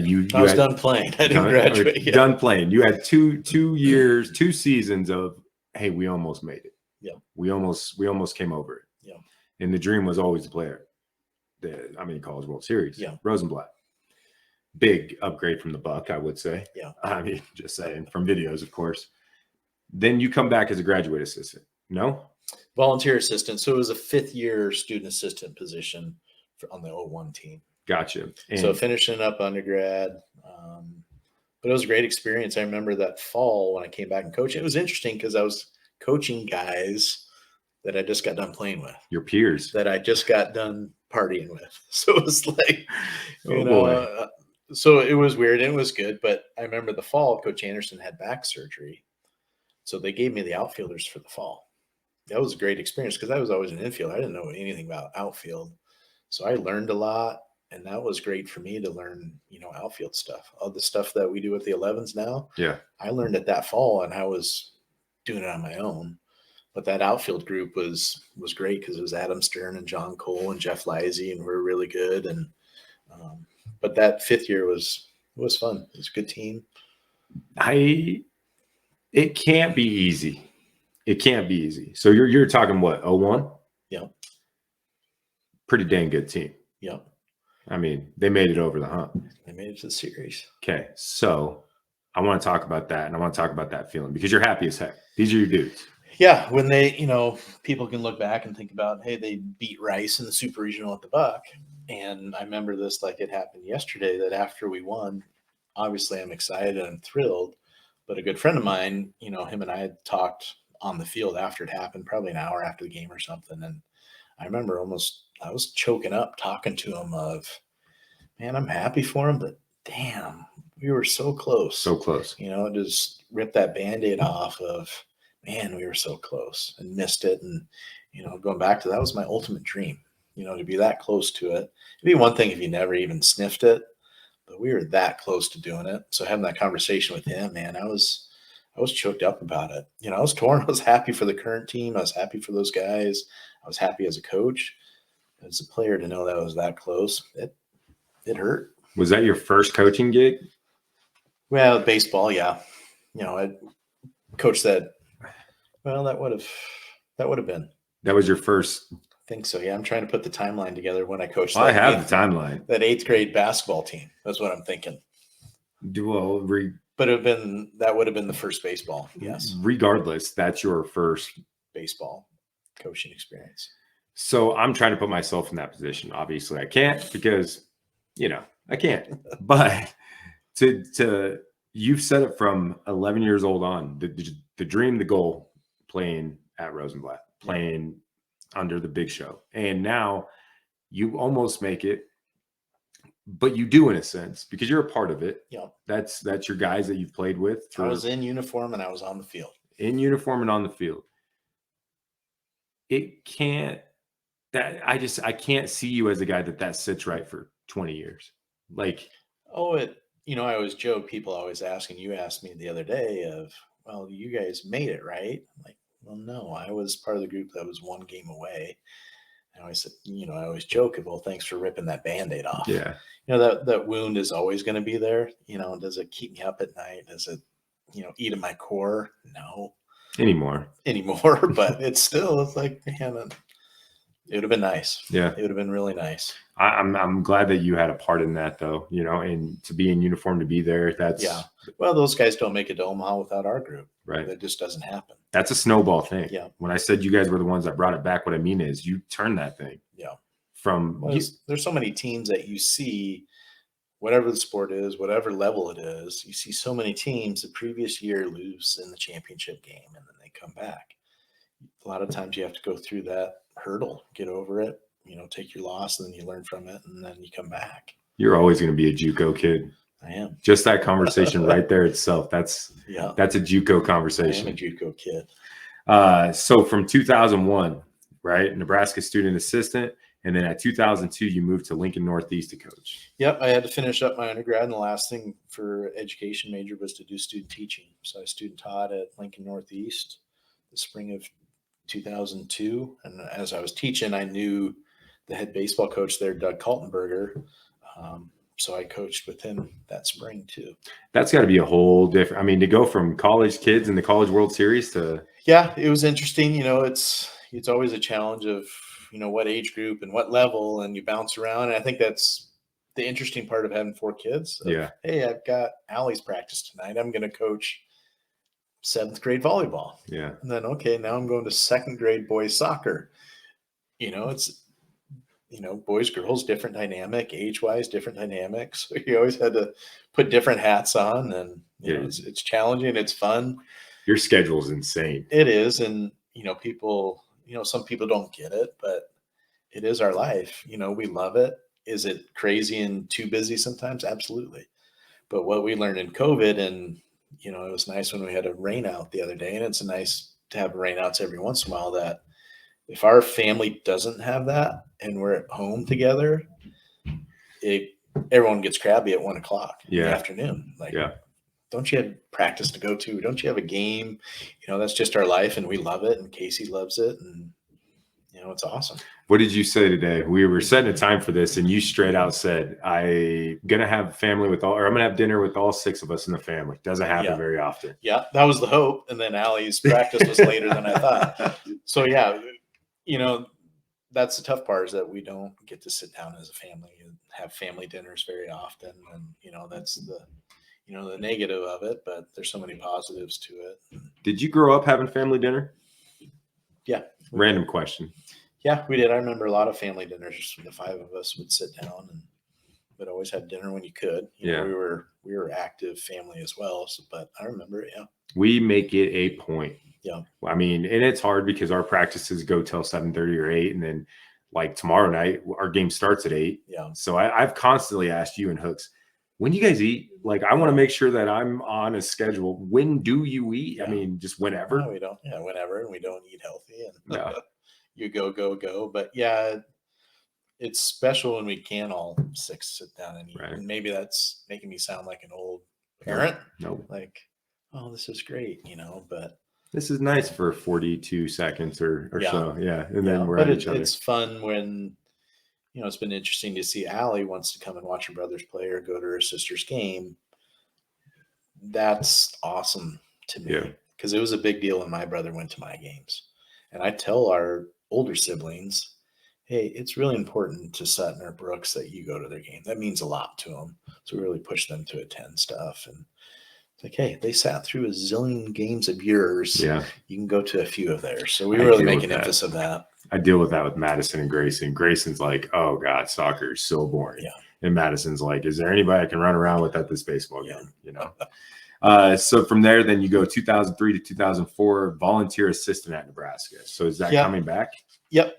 That was volunteer assistant. It was, put in football terms or basketball terms, as graduate assistant position.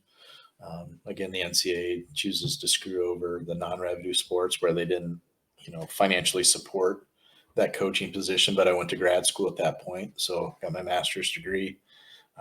Great 2 years. They gave me, I was originally signed on. I was going to be, Van Horn's volunteer assistant, but then he ended up leaving for Arkansas. Then Coach Anderson got promoted, and he said, hey, our plan is still to have you come in. And they let me have the infielders, and, that's a huge responsibility, and handle the infielders. I handled positioning the infielders during the games. And those 2 years we were good. I had a really great infield group.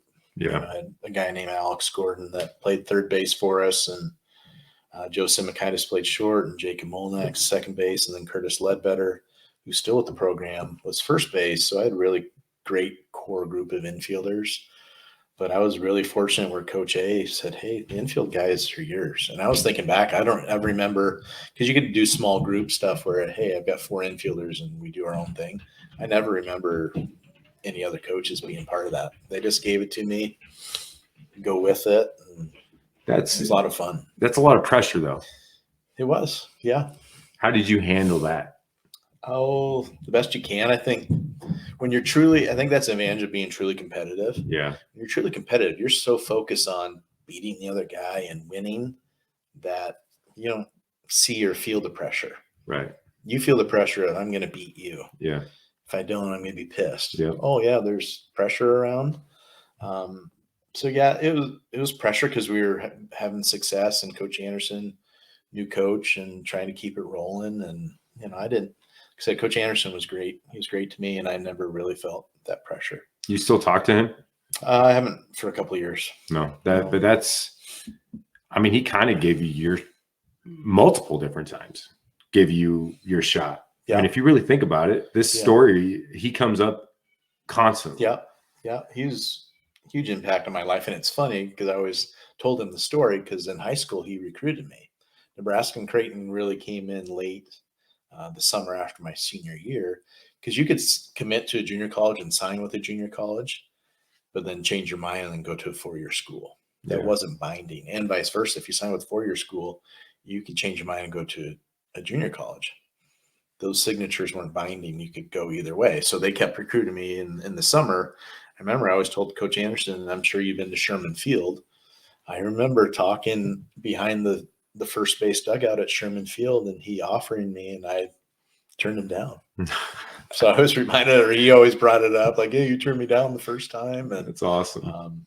So yeah, he was a great coach. I enjoyed playing for him. He did a great job of teaching hitting, but he really taught me a whole lot about approach at the plate, counts, situations, He was really good at that. And I think you do a good job of dumbing that down in a sense. And I don't mean that in a bad way. No, But, you know, to an 11-year-old's perspective, to making them understand, they're not seeing this bigger picture thing yet. Yeah. But they will. Yeah. And you start to have thoughts in your head of, well, I should talk to them about a 3-1 count, but then you're like, okay, they're 11. Can they handle that? And, you know, a lot of them can. It's still, hey, see ball, hit ball. See ball, hit ball. Still, a lot of them are just begging them to be aggressive. Yeah. You know, but some of them are starting to get it. And, you know, I can pull them aside and start having conversations of, hey, you know, a runner at third and you got 2 strikes. You really got to bear down and get it in play. But yeah, that's, you know, the upper level thinking of baseball, that when do you have those conversations with kids? Like the hit and run thing. Yeah. See ball, hit ball. You know, see ball, hit ball. Yeah. You know, and I think our big thing is the motto this year has been bigger than baseball. And I think that'll carry through, you know, kind of like a Band of Brothers thing. What you do now, either it's failure or success, you're either going to win or you're going to learn, right? Yeah. Coach Hooks brought it up. When they're clicking, when a dude's clicking, we don't mess with it. So I mean, you think I'm superstitious. I think you guys are the superstitious ones. Oh, yeah. I mean, you got to be. If you're in baseball, you are. And Yeah. then you know, in any sport, you're going to be superstitious. Right. Like I won't even change the lineup. I won't change the batting order. If things are moving and dude number 11 is like, hey, dude, I've hit every game. I've done a job. And I'm like, I know, but you know, we're not going to mess with it. Yeah. Yeah. You have a job to do. Yeah. So I think of the scene in Bull Durham. We can't go into it because of the language and all that, but there's a scene where they talk about the streak. And, you know, if you truly believe in this as causing this, then it really is. Yeah.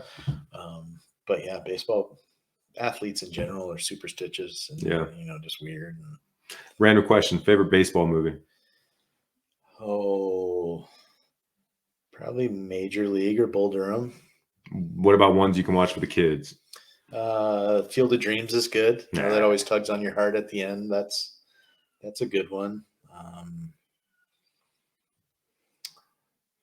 I was going back and forth with Bukowski about Bad News Bears. Extremely, extremely underrated movie. I love it. Yeah, it's great. And it was funny. Matt and I were talking about, it was like, I don't know if I've seen the unrated version in a long time. It's been the MLB Network version or the TBS version. Right. It's like, I think there's a lot of bad stuff in the original version. And I saw a clip last week of it. And I'm like, holy cow, I can't believe they allowed that. Yeah, on TV. That movie. But I think that movie is really underrated. It's a good movie. I always go with Sandlot, man. Sandlot, because we watch it all the time. That's a great movie. Yeah, and there is not even any point in bringing up any of the other Sandlot movies. Oh, yeah. Don't know if you've journeyed. Did they they more? did. And it's bad, dude. Yeah. It's real bad. All right, 2005, summer college team in 2005. You reminded me to remind you to bring this one up. Yeah, that was after we went to Barton. We didn't talk about Barton yet. No, I don't think we did. Well, Barton Community College was before that summer. Kansas. Yeah. Off field. So after Nebraska 04 season, I came back. I was still at Nebraska in the summer, and then I was still at Nebraska in August, I think September. And I was just looking. I was done with school, and a lot of times that volunteer position is kind of a 2-year gig. Do it for 2 years, and then you move on. So I was really debating of, you know, do I really push and go find a coaching job, or do I stay here another year? There wasn't a whole lot of good opportunities to move on. So I was kind of in limbo. And then finally a position opened up at Barton County Community College. And I felt like it was time to fly the nest and go, you know, do real coaching where you can recruit. Because a volunteer assistant, you could recruit on campus, but you couldn't go out and evaluate kids. And right. So I thought I needed to go out and, you know, do the real thing. So went down to Kansas, and Casey stayed up in Lincoln for a couple months, and then she moved down, and you know, our team was good. I enjoyed the baseball part. We talked about, you know, being a college baseball coach is really difficult. The life is tough. You're traveling all the time. You're not making great money until you make it to a high level, and you got to put the time in to get to that level. And like we talked about, you find out if you love baseball if you can get through junior college. And I kind of experienced it from the coaching side. And I decided that, you know, it wasn't for me. It wasn't for our family. But But it was interesting because I wasn't even paid as a coach. I was paid as a student housing assistant was my What? title. What? So we ran the dorms. It was assistant track coach was the head. Then I helped him. So we ran the dorms, Oh my gosh. making 12 grand a year. How do you live? No, you have a wife that works. And Thank God for Casey. yeah. Well, when we first moved there, we lived in an apartment. It was okay. But we ended up being a good decision, but probably a poor decision at the time. We got a dog. In the apartment, you couldn't have a dog. Uh-oh. So they found out, like, okay. But we knew student housing would be an option to live in. Yeah. So we went and lived in a dorm. Oh, man. And it was a suite. Okay. So there was 2 rooms and then 1 bathroom. And we got pregnant there. So Casey was pregnant and we're in the dorms. Dude. And she always got sick with the kids. Same with Melissa. She would be thrown up for 2 months straight, all day, every day. Yep. And she did that in the dorms, and it just wasn't good. But we look back on it now, and we can laugh about it. But at the time, it was tough. Like, I don't know if we were going to make it. Yeah. But we look back and laugh now of, hey, we have an argument or fight or something. Like, hey, we made it through Kansas. We can make it through this. So, dude, I can't imagine. I mean, even when Melissa and I got together and we were struggling, we were both making more than $12,000 a year. yeah. That's hard, Yeah. dude. She was working and had a decent job, and we got free meals at the cafeteria. Next time you see Casey, ask her about, hey, Barton County. She'll just roll her eyes. And that was a one and done thing. Yeah. Yeah. After the season, I really liked coaching, and the baseball part was great. And I remember talking. We sat down with the head coach, Mike Warren, great guy, coached there forever. And I sat down with him, and I was in tears telling him, hey, I'm not coming back next year. And I remember him talking to me, looking me straight in the eyes, goes, hey, don't get out of coaching. You're too good at it. The sport, or kids need you. Don't get out of it. And it was tough, deciding that.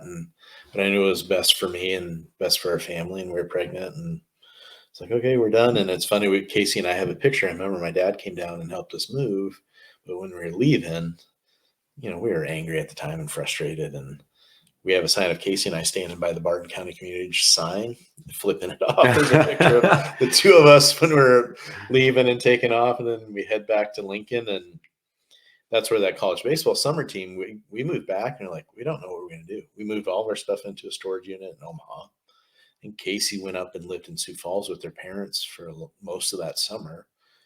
And I didn't know what I wanted to do. I didn't know if I wanted to continue coaching. Am I getting a sales job? So I coached a college summer team. It was actually Wayne State. It was a bunch of those guys. It's a good school. Is that where you went? No. Oh, come on. But it was a bunch of those guys, and I coached them that summer. Really? And I was the head coach. I wrote the lineup, and it was fun. We had a good group, and I actually had to fill in a couple times for guys. We only had 8. So I played right field a few times and hit. As a coach too? Yeah. That's amazing. I remember I had 1 assist. I was in right field, and they hit a double to right center, and I picked it up, and I threw it to second base, and then he got that at home. But you get a credit for assist on that. Attaboy. And then hitting-wise, I think I would just bunt. Like a guy would get on base, and I would just bunt. That's where Brooks gets it. I gotcha. I don't know if I ever told you, my sophomore year at Grayson, you know how many bunt base hits I had? 19. 19? 19. It's a right-handed 3-hole bunt hitter. To get on base. Yeah. Whoa. Yeah. Did you say you were a 3-hole hitter? Yeah. And you were bunting? Yep. Huh. It's funny. It was on Facebook. Can't think it was when we saw that video of that pitcher drilled that runner on that home run. Yeah. I think I was making comments on it, and one of our Grayson pitchers made a comment. He goes, yeah, that's something Vlieger would do. He would hit a home run, and the next time he'd lay a bunt down and really piss you off. Dude, as a 3-hole hitter, that's insane. Yeah, my freshman year I hit 2-hole, and sophomore year I hit 3-hole. Man, so then you go from 2005. There's a big gap from 05 to 07.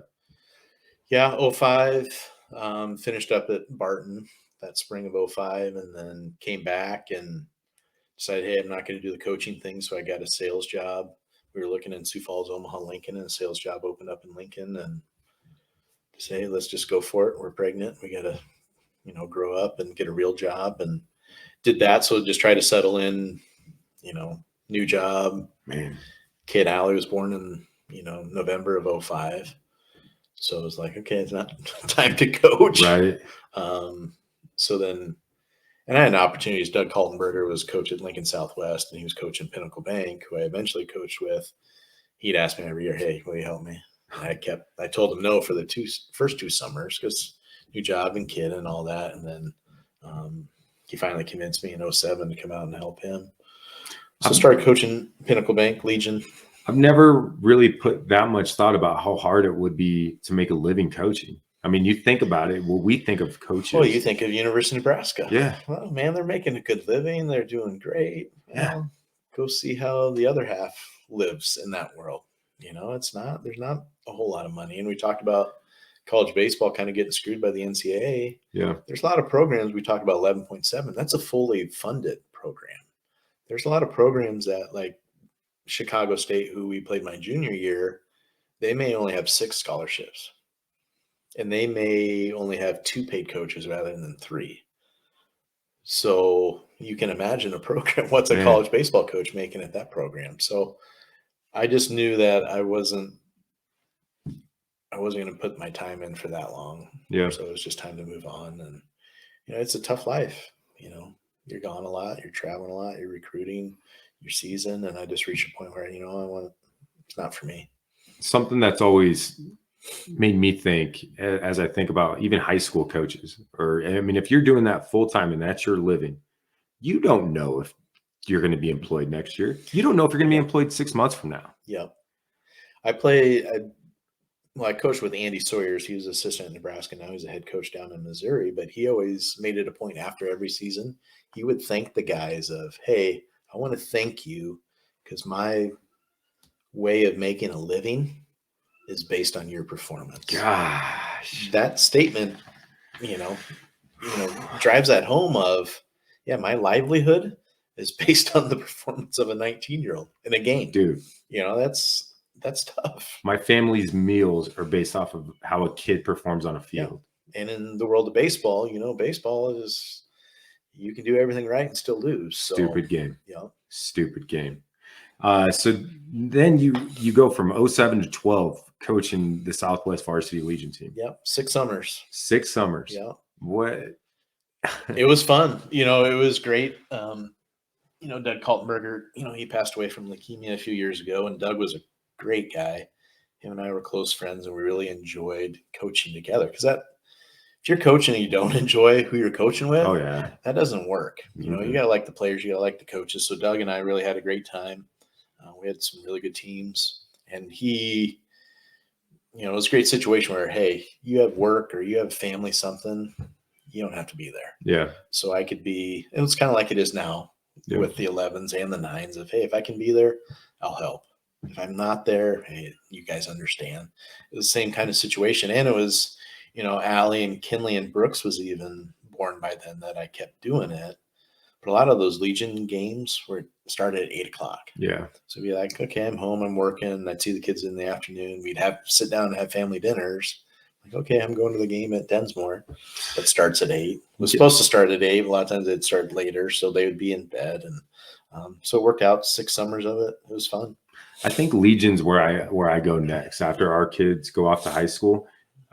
Because of all I had was Legion. We didn't have high school ball. We didn't have select ball, any of that.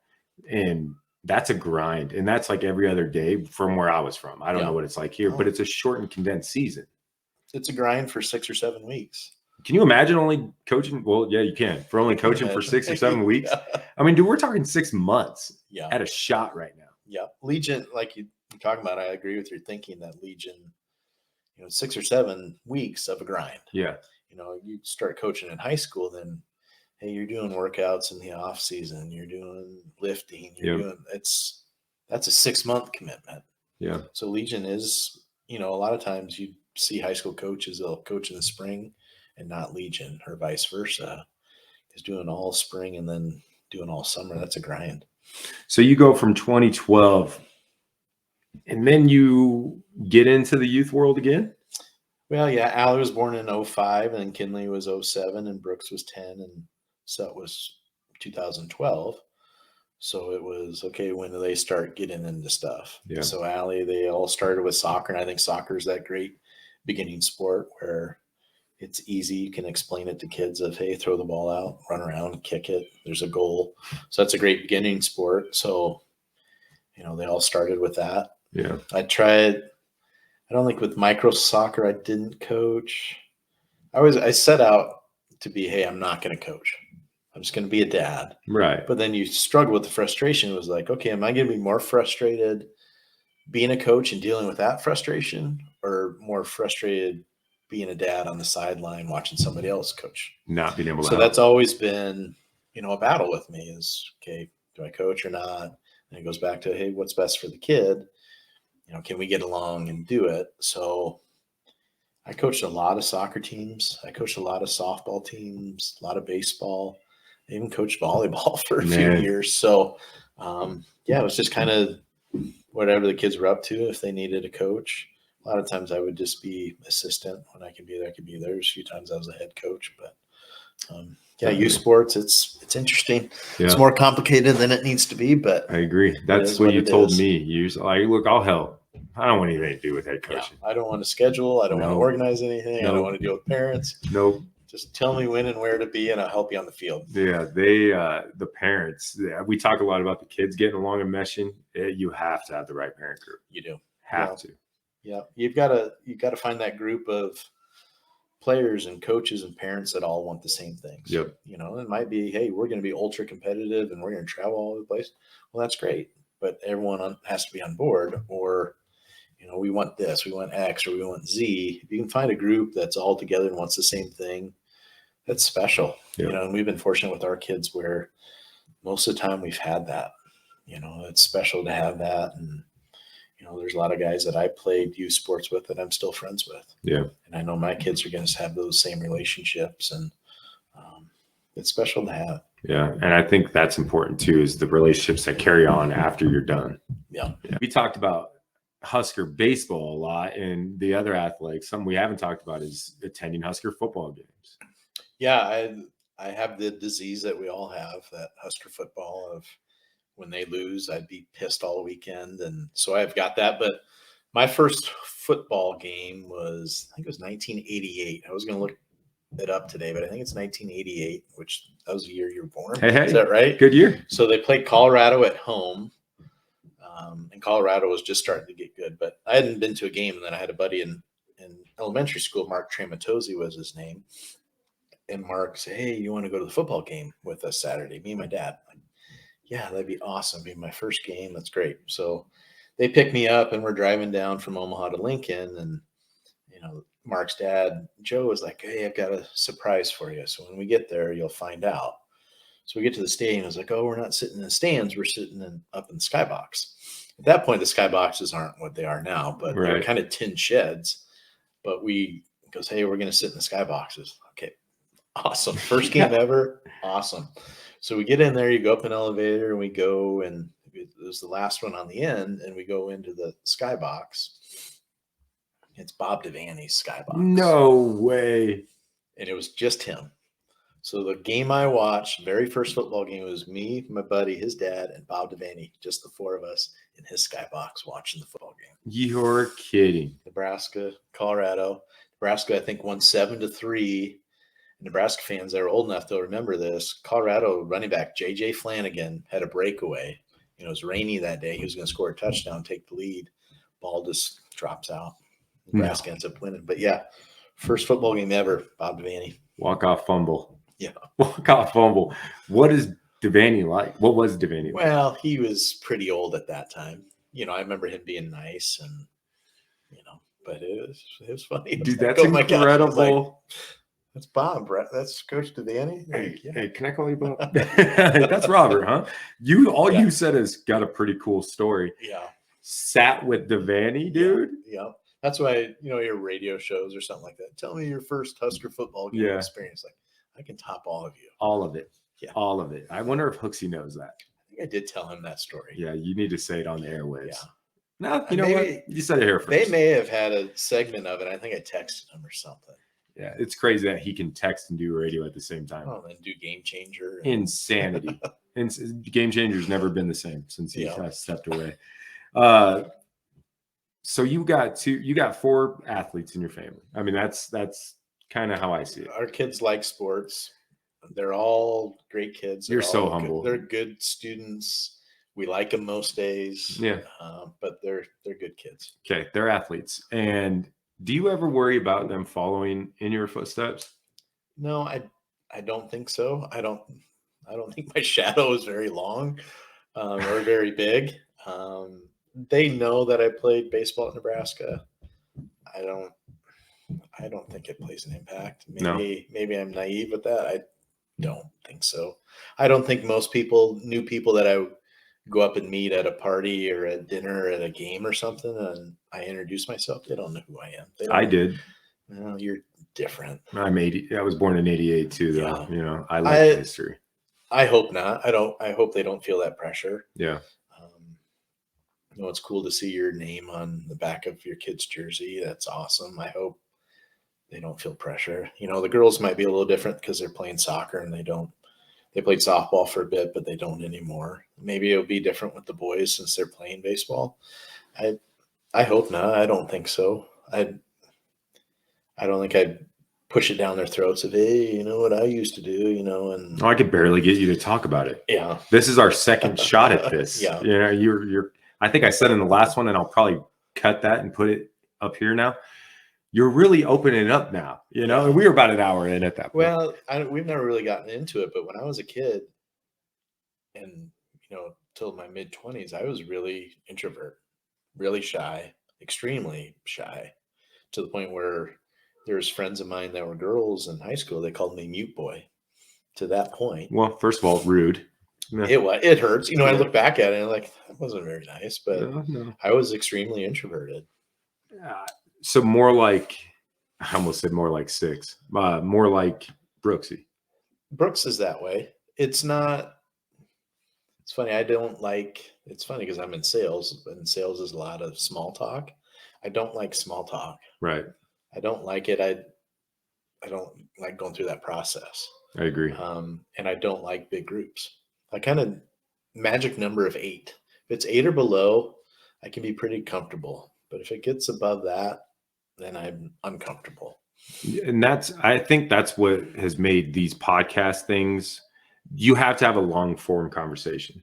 The radio is great. It was my dream to be on the radio. And then, you know, Hooksy kind of gave me the inside details of, you know, you want a career, right? Like type deal. Like, you know, you always have to be doing something on the side. Yeah. But with these long form interviews, it gives you a chance to do the icebreaker, to get through this. Yeah. There is none of that small talk stuff. We're having a conversation that somebody's going to watch. Hopefully. I mean, my mom will watch it. I know we have one. Yes, she will. Yes, she will. Yes, she will. She's great. I love that lady. Are you a big time Husker football fan, or? I've really faded away from it. Why do you think? Oh, just success. Competitive. And I don't like the direction of NIL, and, you know, we haven't gotten into that yet, but I don't like the direction of the NIL and transfer portal, and I just don't like the direction of college sports. Is it still amateur sports in your mind? Can't be. It isn't. I'd like it to be, but it's not. So you're I don't even want to say you're the old school mindset thinking of it, because I believe that they need to be paid. I think well, that we didn't talk about this last time we talked about this, but what really bothers me is the devaluing of education. Oh yeah. The fact that, you know, as a non-revenue sport, that, hey, I got 60% of my school paid for, you know, football players and basketball players that got full rides, and you got a check for $600 every month for room and board. That's not enough for you. That bothers me. The devaluing of education and scholarship. You know, in our society, we always want more. Oh, I deserve more. I want more. I want more. And that goes along with it. Like, full ride scholarship that's worth $120,000 over 4 years isn't enough for you. And I get it. It's big business, and they're creating billions of dollars. Yeah, but they're creating billions of dollars. Yes and no. They are, but do you think the third string offensive lineman at Nebraska is really bringing any value? No. No. So how do you divvy that up? Somebody had an idea of you have a general pot, and I can't remember what Yeah. school it was, or I think they're actually doing it now. That general pot is in the millions and millions. Yeah. So it's not like you're getting $2,000 a week to survive.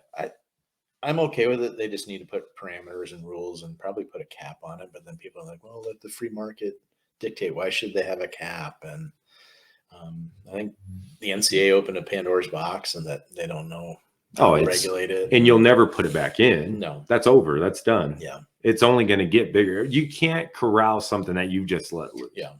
It's not going to happen. Yeah. And how do you backtrack now? What I've never understood is it's not tied to the school, right? UNL is not paying Brandt Vlieger to come play baseball. We're not. We can't. Well, it's funny, coach. They're not allowed to talk about NIL and recruiting. Right. Okay. Yeah. I'm sure those conversations have Ever had. Because Caleb Thompson, right? Casey Thompson. Yeah. My son would know the name. I don't. I'm bugs. He straight up said I came here because they had a better NIL package. Yeah. So how does that not come up in the recruiting process? Yeah. What bothers me is we're celebrating transfer portal kids. Yeah. Again, if it was going from a Juco to a 4-year school, to me, you're stone stepping. That's what you should do. That's what you should do. Yeah. But the other day, all of Nebraska was watching a dude put a hat on like he was a 19-year-old kid coming out of high school. Yeah. In my mind, that's a 19-year-old kid coming out of high school's dream, and that's gone now. Yeah. That's gone. Yeah. Another thing that bothers me is I'm sitting here, how many of $1,000 in debt as a 33-year-old senior at UNL that I'm paying for and that I'm going to have to pay back for the rest of my life. In a degree. Oh, yeah. No, you're right. God, that might come down. I got to graduate quick, bro, within the next year. But what bothers me is that's a degree that I probably won't use because then I would have to leave my job to go student teach somewhere. You and I have had conversations about it. We'll work it out. But did you graduate? I've got, an undergrad, bachelor's in education, secondary education. I've got a master's degree in education.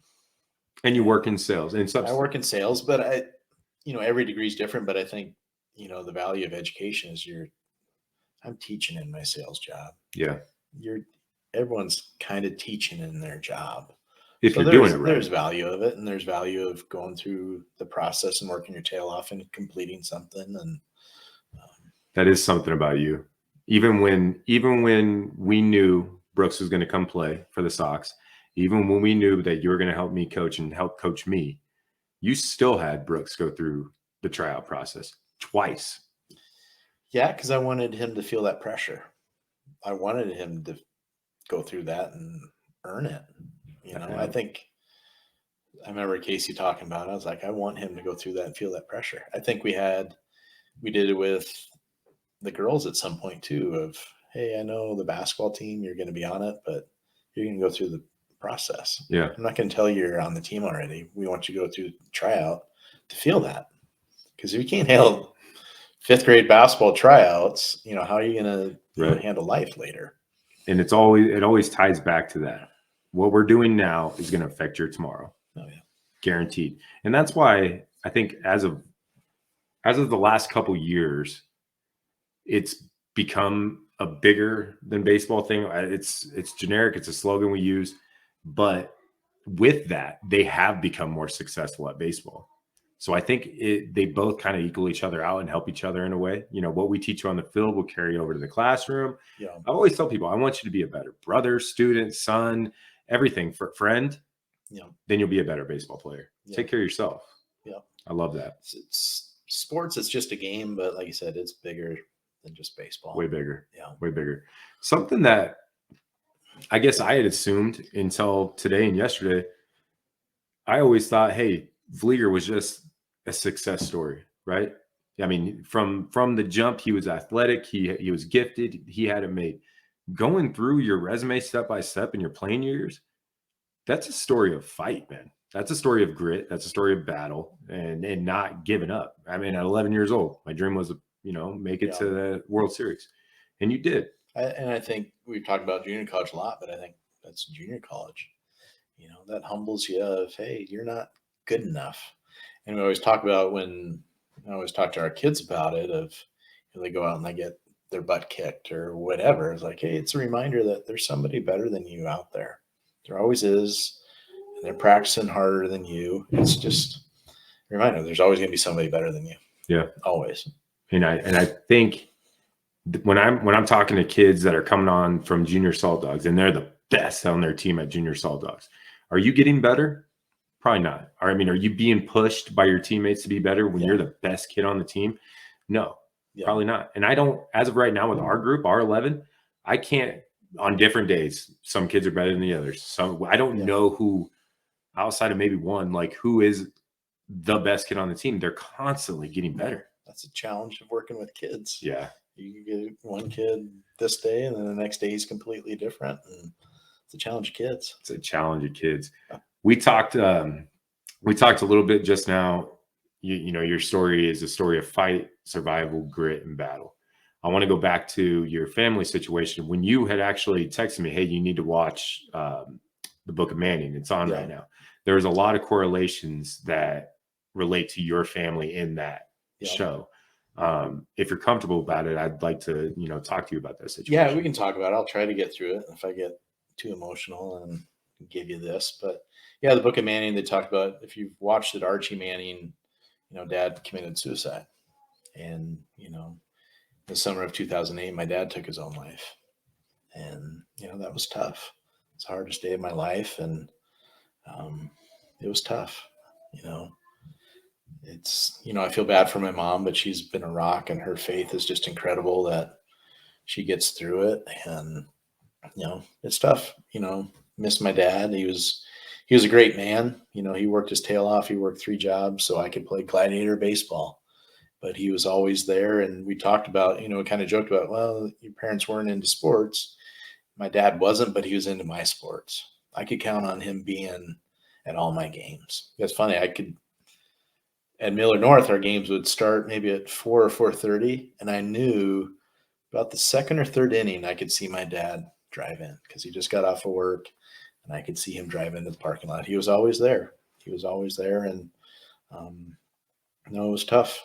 It's tough. It's, when you go through something like that, there's a lot of waves of emotions. And my mom always put it best. It's like waves on, coming to the beach of, they hit you hard and they kind of slow down. And, dealing with somebody that took his own life, there's a lot of emotions. You're obviously sad. You feel guilty of, man, what could I have done? You feel mad, you're angry at that person. There's just such a, combination of emotions that it's tough to get through. But, that's when you lean on your faith and you have family and friends that, surround you and, raise you up. And I was actually coaching Pinnacle Bank when that happened, and, being around a team. And I remember it would have been 10 months after it happened, the first Father's Day, I was coaching Pinnacle Bank. Dang. And, I had to talk and I choked up with the players and, I made the point of, hey, go hug your dad, go tell you love him, and you never know when the last time is. And, it's tough. I haven't had a chance to talk to the boys about this yet, and I'm going to need to now that they're probably going to watch this and see it. And it was really tough to tell the girls a couple of years ago about it, but I think it's important to talk about it so they know their grandpa. And I think it's important to talk about mental illness. And, it was, after it happened, there's so many people that came up and said, hey, my uncle, took his own life, or so many people that, mental illness and suicide is something that society, we don't talk about a lot. Right. It happens a lot more than you think. Yeah. I think the mental health aspect, it's something that as men, as guys, we're not okay to talk about. Right. And I think that's a stigma that has to go away. Yeah. Because if I can't talk to you and I'm going through something, man, it's going to eat at you. Yeah. And to be the man of the house. Yeah. I don't think I've ever had that conversation with Melissa. She knows I've went through things and she wrote it out with me, but I battle that every single day. Yeah. Talking about it is the only thing that helps. And you gotta be careful. Yeah. It was tough. And it was actually, Hooks and I were texting back and forth, and he was kind of talking about, his podcast and talking about his brother, and I was Yep. comparing it to my dad. It's like, it's not easy to talk about that stuff, but it's good for you. Yeah. And I talked to Bill. I was fortunate with my job when it happened. I'm being in sales. When I came back to the job after taking a week or two off, I'd had to have those conversations with my customers. And those were tough conversations, but they cared about me. They wanted to know what happened. That was therapy. That was the best thing for me, because personality wise, I don't like to share that stuff, but my job forced me to. That was probably the best thing for me. For weeks, I had to go around and talk to customers and tell them what happened. And, it's tough. And in some situations when we're in church groups, I'll talk about my dad and talk about that, but it's not something I openly share, Right. Which I should. And I was debating whether or not you and I could talk about it, but, thinking about it, selfishly, I think it's going to help me talking about it. And I think it helps, hopefully somebody's watching that mental illness is a challenge, or they know somebody they know, took their own life, and, hopefully talking about removes that stigma. Yeah. I mean, look, man, the way I look at these is if one person sees 1 minute of any of this, Yeah. and it helps them, you don't, and it's a bigger picture thing. But when I was going through my stuff, just random things that I would see is like, hey, you know what? Did you belong here? You have to be here. Yeah. And it's a tough conversation. Yeah. But it's a conversation I'm glad that you can have at this point. Yeah. And I'm happy to be a part of it too. Yeah. Has faith always been a big part of your life? It has. I grew up going to church in a very religious family, and, it was always a big part. And I was really big into the youth group. That was a huge part of my life. And, my faith has, I'm not perfect. I don't go to church every week, but try to. And, I think that's a stigma too, if people are afraid, to talk about their faith, where they say, don't talk about religion or politics, and I think you should. I think you talk about both. Yeah.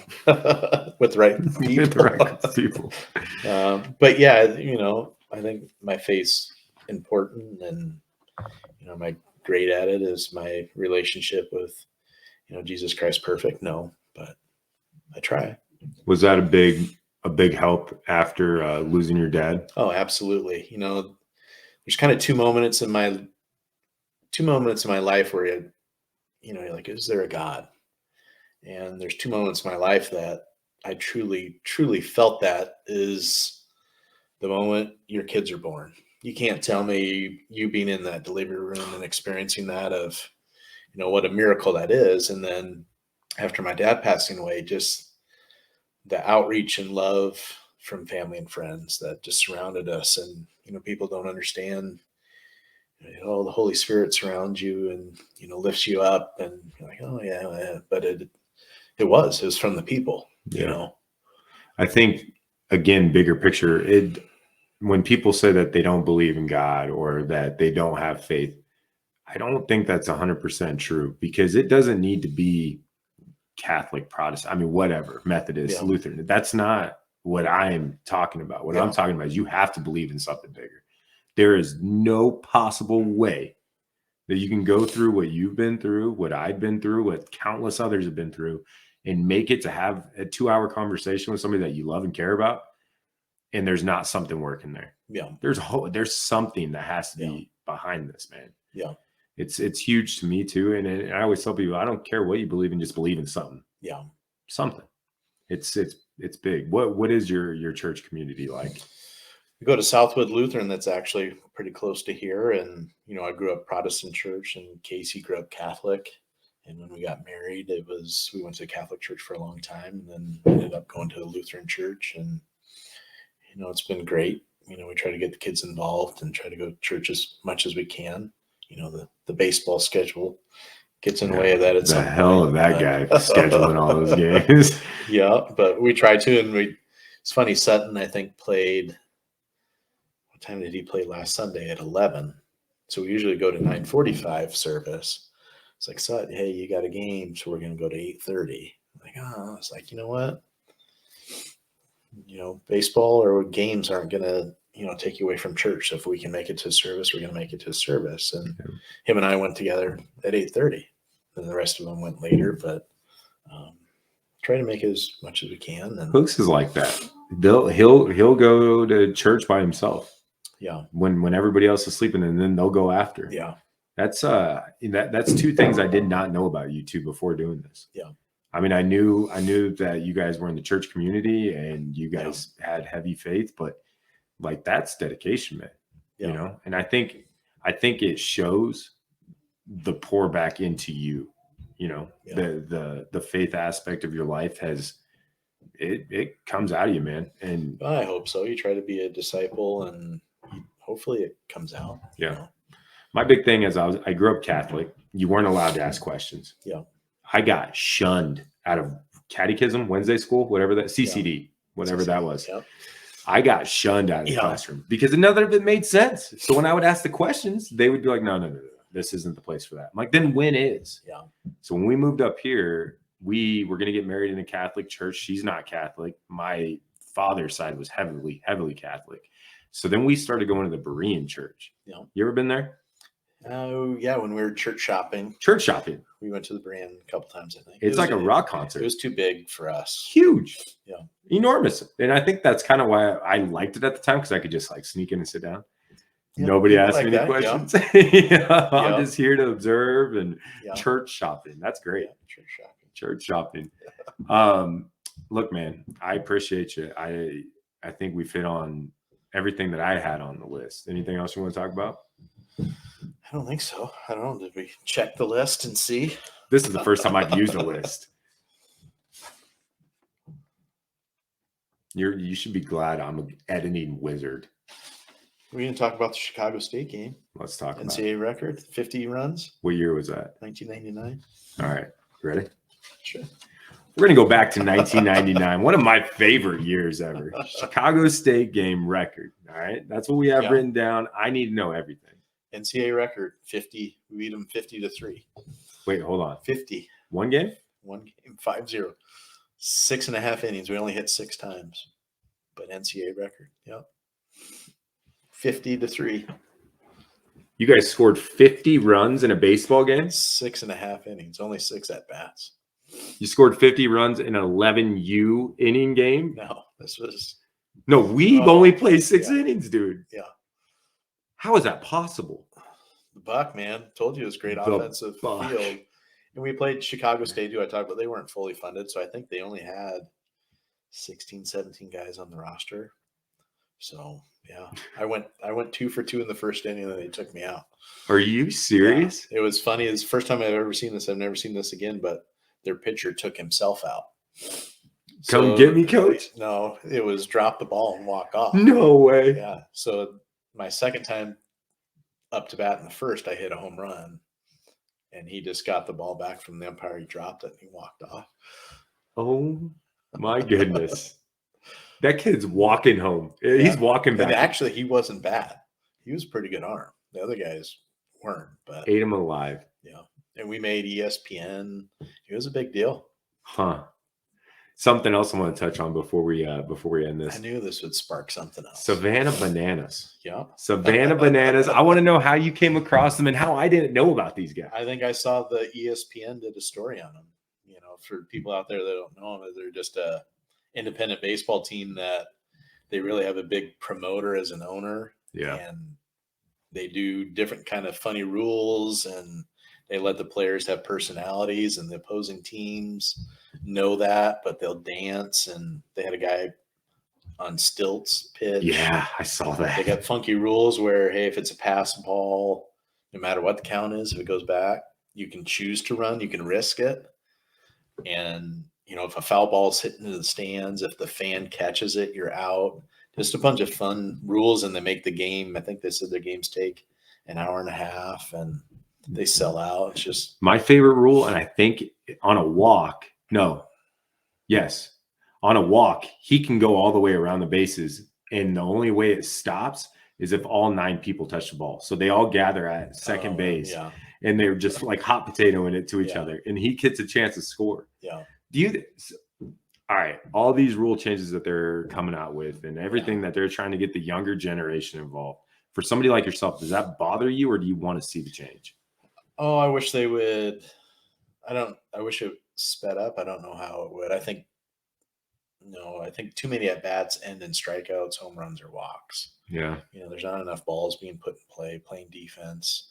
You don't see bunting very often anymore. You don't steal stolen base very often. I wish that would be back in the game, and I wish people would work faster. I know you're a Red Sox guy. Yeah. I don't think you can pay me enough to watch a Red Sox Yankees game on Sunday Night Baseball. No. Because it's going to take 4.5 hours. Yeah. Guys step out, and inning commercial breaks are too long, and it's just become really slow. How do you change it then? I don't know. Shot clock? I mean, well, they're starting to institute that in minor league. I saw that. And we played in it. WBC is the College Summer Baseball World Series. It's WBC, and it's played in Wichita. And they had the clock. So we played with the pitch clock. Nebraska has pitch clock now. Do they have it? I swear. They may. I think they do. Yeah. No, they do, because the Whistler, Vanderbilt guy at the World Series last year, first time I'd ever been to one. Sick. Shout out. Thank you, Hooks. The Whistler. That's how I know Vanderbilt from here on out. But anyways, they had a shot clock or a pitch clock. Yeah. I think it helps. Yeah. They need to speed it up some way. How to do that the right way, I don't know. I'm going to ask you this, and we can cut this out if you want. Probably not. Probably going to leave it in. Sammy Sosa, Mark McGwire race. I remember it like it was yesterday. Well, you were 10. I remember it like it was yesterday. I was in college, and it was summer, and I was actually back in Omaha, and I was working with my dad. For 2 summers, I came back and worked. He was the parts guy at like a heavy construction equipment forklift company. Gotcha. Where they sold the things, they serviced them, but he was in the parts department. But for 2 summers, I came back and I worked in the warehouse. So I was picking orders and delivering some stuff, but that was the summer of '98. I did that. And you didn't have Twitter and all that stuff. So you'd open up the paper and see what they did. And they had the chase going on. Yes. And I think back with my dad's stuff, that was really a blessing those 2 summers that I got to work with him, because we would take lunch together, and him and I would have 30 minutes of lunch together. And we were kind of not peers, but we were working at the same place. Right. So it was cool those 2 summers. I'm excited. That was the summer of McGwire and Sosa. I'm excited for Grayson to get older. You know what I mean? Yeah. Well, we talked about it the other day. Just like, I can't wait till we can play full catch. Yeah. And it is a special moment for a dad and son, and daughters too, when you can just play full catch. Dude. Without worrying about, hey, you need to catch it. Brooks and I and Sutton have reached this point where we can play long toss, and it's my favorite thing in the world. I can throw my nasty breaking balls and all that, and they can handle it.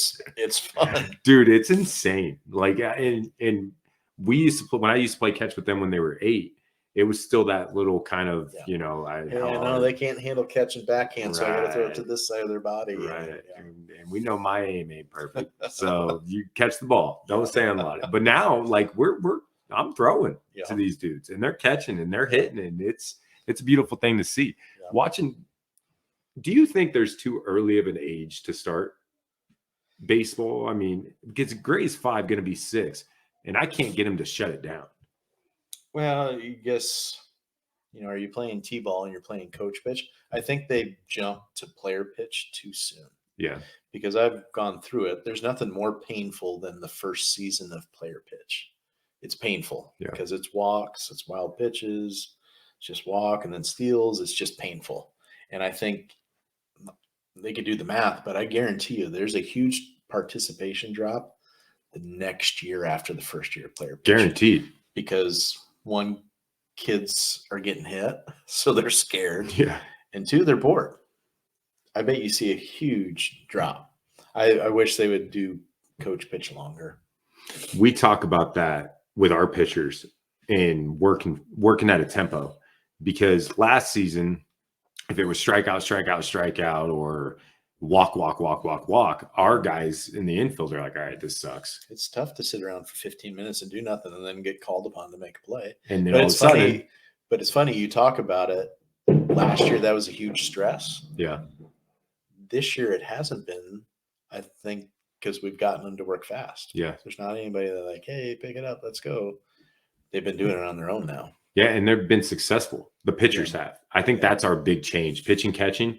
Yeah. I mean, we still have work to do, obviously, but our pitchers this year are locating better. Yeah. And I think sometimes I think we think about location too much and we're just not throwing gas like we used to. Yeah. But the other team's hitting the ball and we're making the plays. Yeah. It's a beautiful game, dude. It's fun. Yeah. It's beautiful. I brought up Sammy Sosa, Mark McGwire for oh yeah, I can cut this part out.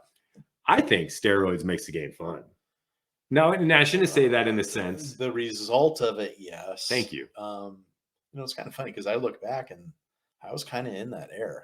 And I Yeah, kind of you look were. back where, maybe I would have made it if I didn't go up against guys that were probably using it. I kind of look back and be angry now. At the time, did I think guys were doing it? No. But now looking back maybe I would have made it. Yeah. If I didn't have to face guys that were using it. I get, it's frustrating. Was it more exciting? Yeah. Sosa and McGwire hitting home runs, that was exciting. And I always drives me nuts when people try to make to justify it of, well, steroids doesn't really help you in baseball. Well, then why do they all freaking take it? Oh, you don't recover faster? I mean, that's, I think how everyone tried to justify it, like Pettit tried to justify it of, hey, I'm just trying to, heal up from an injury. And okay. All right. So let's put a side-by-side picture of McGwire when he first entered. Jeter, even when he first, not saying he did, I'm just saying, great workout program. Yeah. Great. They all just started having better nutrition. Look, man, I'm on the really keto, hard. bro. Yeah. Okay. I mean, so the whole thing I was trying to get at is like the XFL, NFL. That's kind of what the Savannah Bananas thing is doing here, right? I know it's funny saying the name Savannah Bananas. And I've got Grayson upstairs twirling around a bat. And now we've got a cat down here that nobody wants. But I was thinking like 2 separate leagues. No holds bar baseball. The drug league? Yeah. I mean, seriously. Yeah. They're adults. They're grown men, right? I mean, that would be, 600 yard shots. Yeah.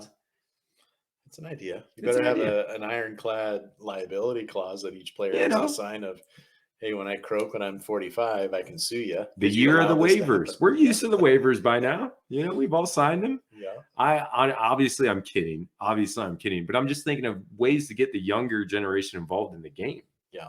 Because I don't want it to die off. And I'm not the kind of guy that wants the game to change that much. I don't want the rules to change. I don't want the innings to change.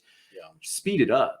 Well, I think our society is just so fast paced now. We want something immediate. We've got to be on our phone and get immediate. Our society is not, hey, let's go sit for 3 hours and watch a ball game. That's not our society anymore. I love it, man. I think it would be great if we could all go back to it. But will it happen? I don't know. I mean, there's days people give me crap all the time. Matt, why are you at the field an hour before the hour you're supposed to be early? I like going and just sitting at the field. Yeah. Honestly, everything's set up and I'm there and it's just me. It's like my only me time. Yeah. And it's peaceful, man. Yeah. And even the game is peaceful when it's played correctly and everything's kind of clicking and the team's meshing. That's a beautiful, stupid game. Yeah. Well, when you can focus so much of your energy on that, then you don't have to, you forget about, what happened at work or whatever. You can truly, it engulfs you. Yeah. It's just a game, but it engulfs you. It's a stupid game. Yeah. The most simple, most complicated game in the world. Yeah. Back to the mental health aspect. I think structure like that is huge, man. Oh, yeah. Because then you're not thinking about anything else besides what can I do for my team? What can I do for my dude? What do I need to do? Because I have a job. Yeah. And you're a part of something. Yes. You're creating that family of, hopefully you reach to that point of, hey, I'm down.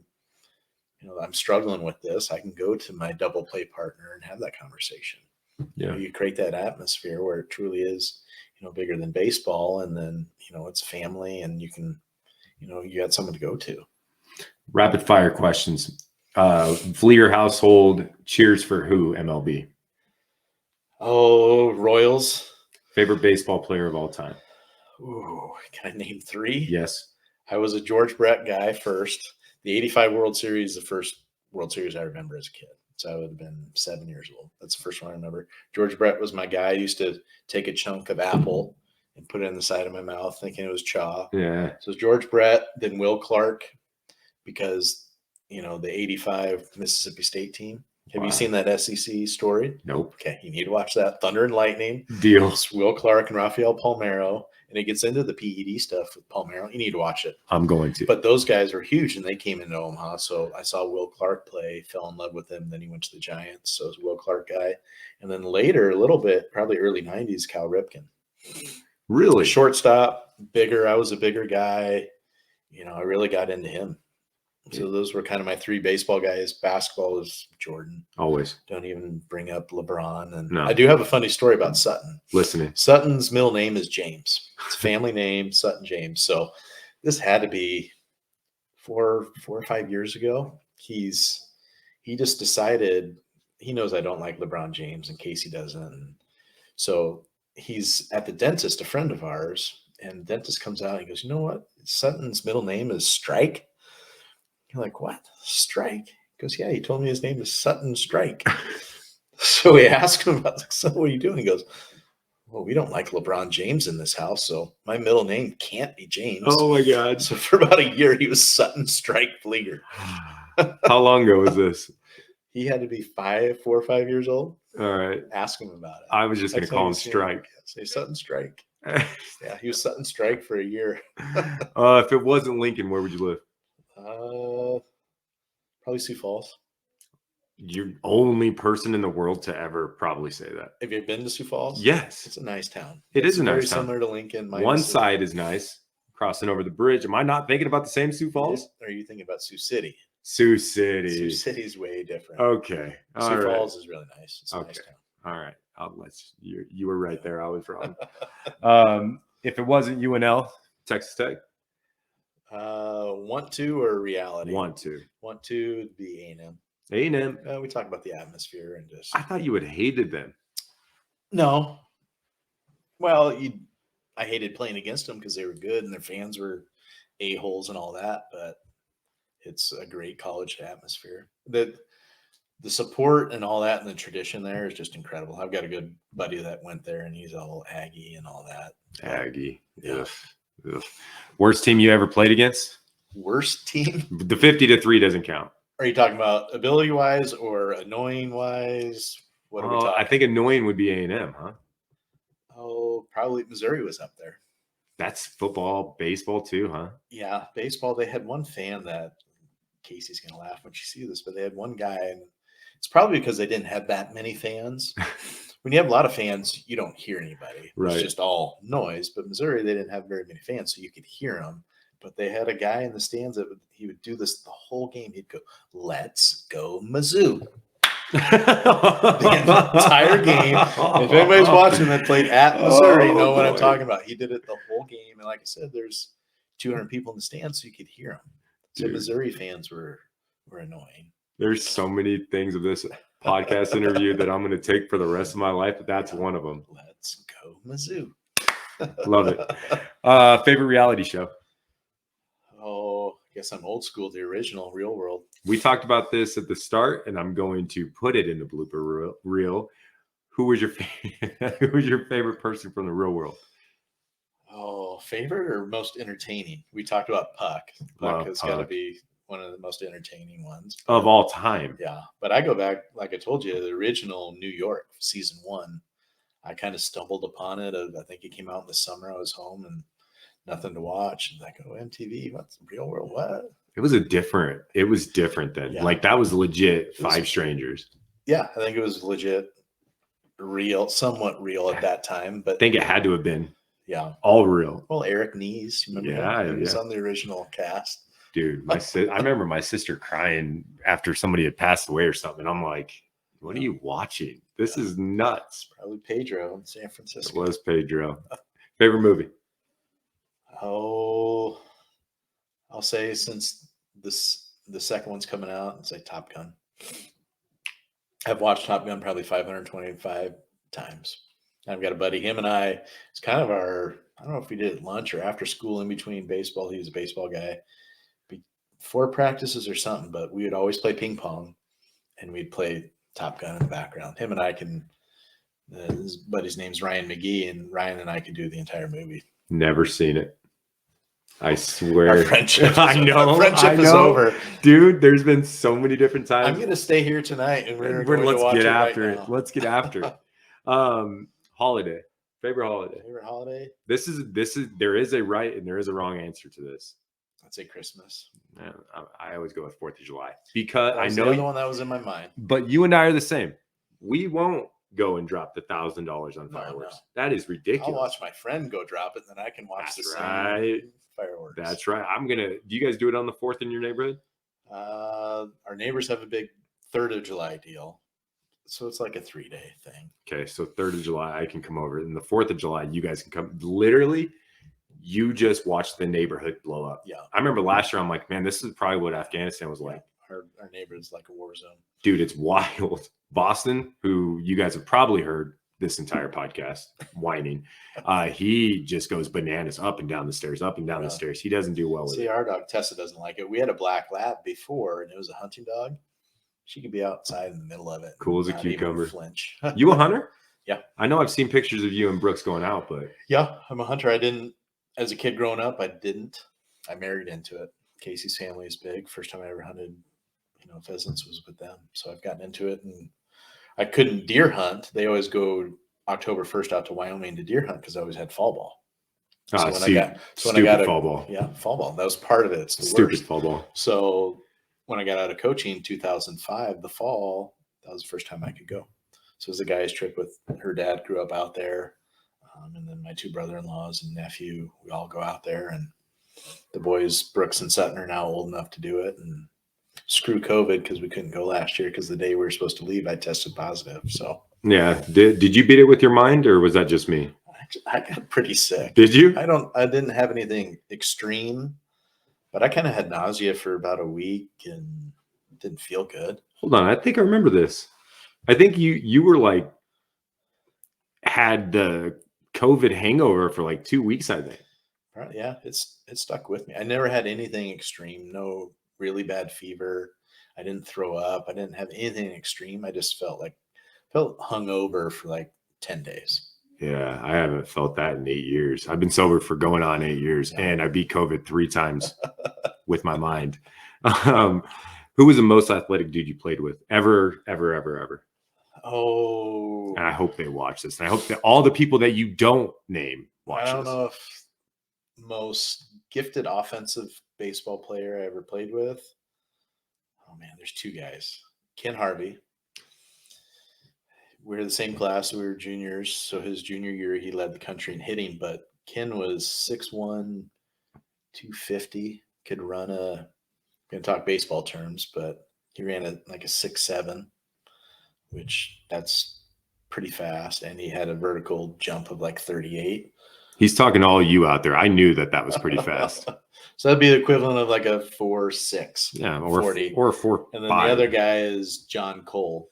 John was 2 years younger. We were the same class. He's from Canada. He was first team all-freshman All-American. He was an All-American his junior year, but he was a 6'4" runner. So that's like 4'4" type speed. Or 4'3". And could really jump, and he hit over 400, could really run. Those 2 guys are probably the most physically gifted guys I played with. And so that dude, was he around when you moved on to coach there at 2001? John was still around in 01. Yeah, you know how, I took him over the hump. that's right. That's right. You guys got there, and then you were like, hey, I'll coach you up. And then, but John, unfortunate thing with John, he had a nasty collision in the minor leagues. Maybe in his first year in the minors, collision at first base. Never the same. Never played again, I don't think. Miscommunication or just hustle? No, I think it was bad throw. First baseman's jumping up, collision, shredded his knee, and oh man, yeah, that's the worst. To be that gifted, to have the whole life, the whole world ahead of you, yeah. And then Good dude, great student, worked his tail off. Just freak thing. Where's Ken Harvey from? He's from California. Is he? Yep. Huh. I got a bunch of Harveys in Lexington that are really good at baseball. Yeah. Probably not that good. Probably not related, I'm guessing. Yeah. When Paul Harvey's on KRVN or whatever it is, I'm like, I know that guy. And they're like, no, you don't. I'm like, you're right. You're right. But I was related to somebody like that, right? when we talk music, you are a different generation than I am. I am. What's your go-to? What's on the Vlieger playlist? You know, it's funny. I hated country for a long time, but when I went to junior college in Texas, you're kind of forced to listen to it. Probably country, but I like everything. Yeah. Yeah. Well, it's funny with the 9-year-old Sutton. You know, we carpool, but I drive 3 of them a lot, and we jam out. We get AC/DC and Metallica with that group, and then with Caden Brooks, it's more we're chill. So chill, too chill. So we can do country, and I like anything and everything. What's crazy is I'll get like a text from like Miss Ledgerwood or one of the moms, and they're like, "Oh, Backstreet Boys came on, and they just started belting it." And I'm like, "That, you know what? If they don't get anything else from me, at least they got good taste in music now. They know what good music is." You ever been to a Backstreet Boy concert, V? I haven't, but I told you about my brother. Saw him in middle school.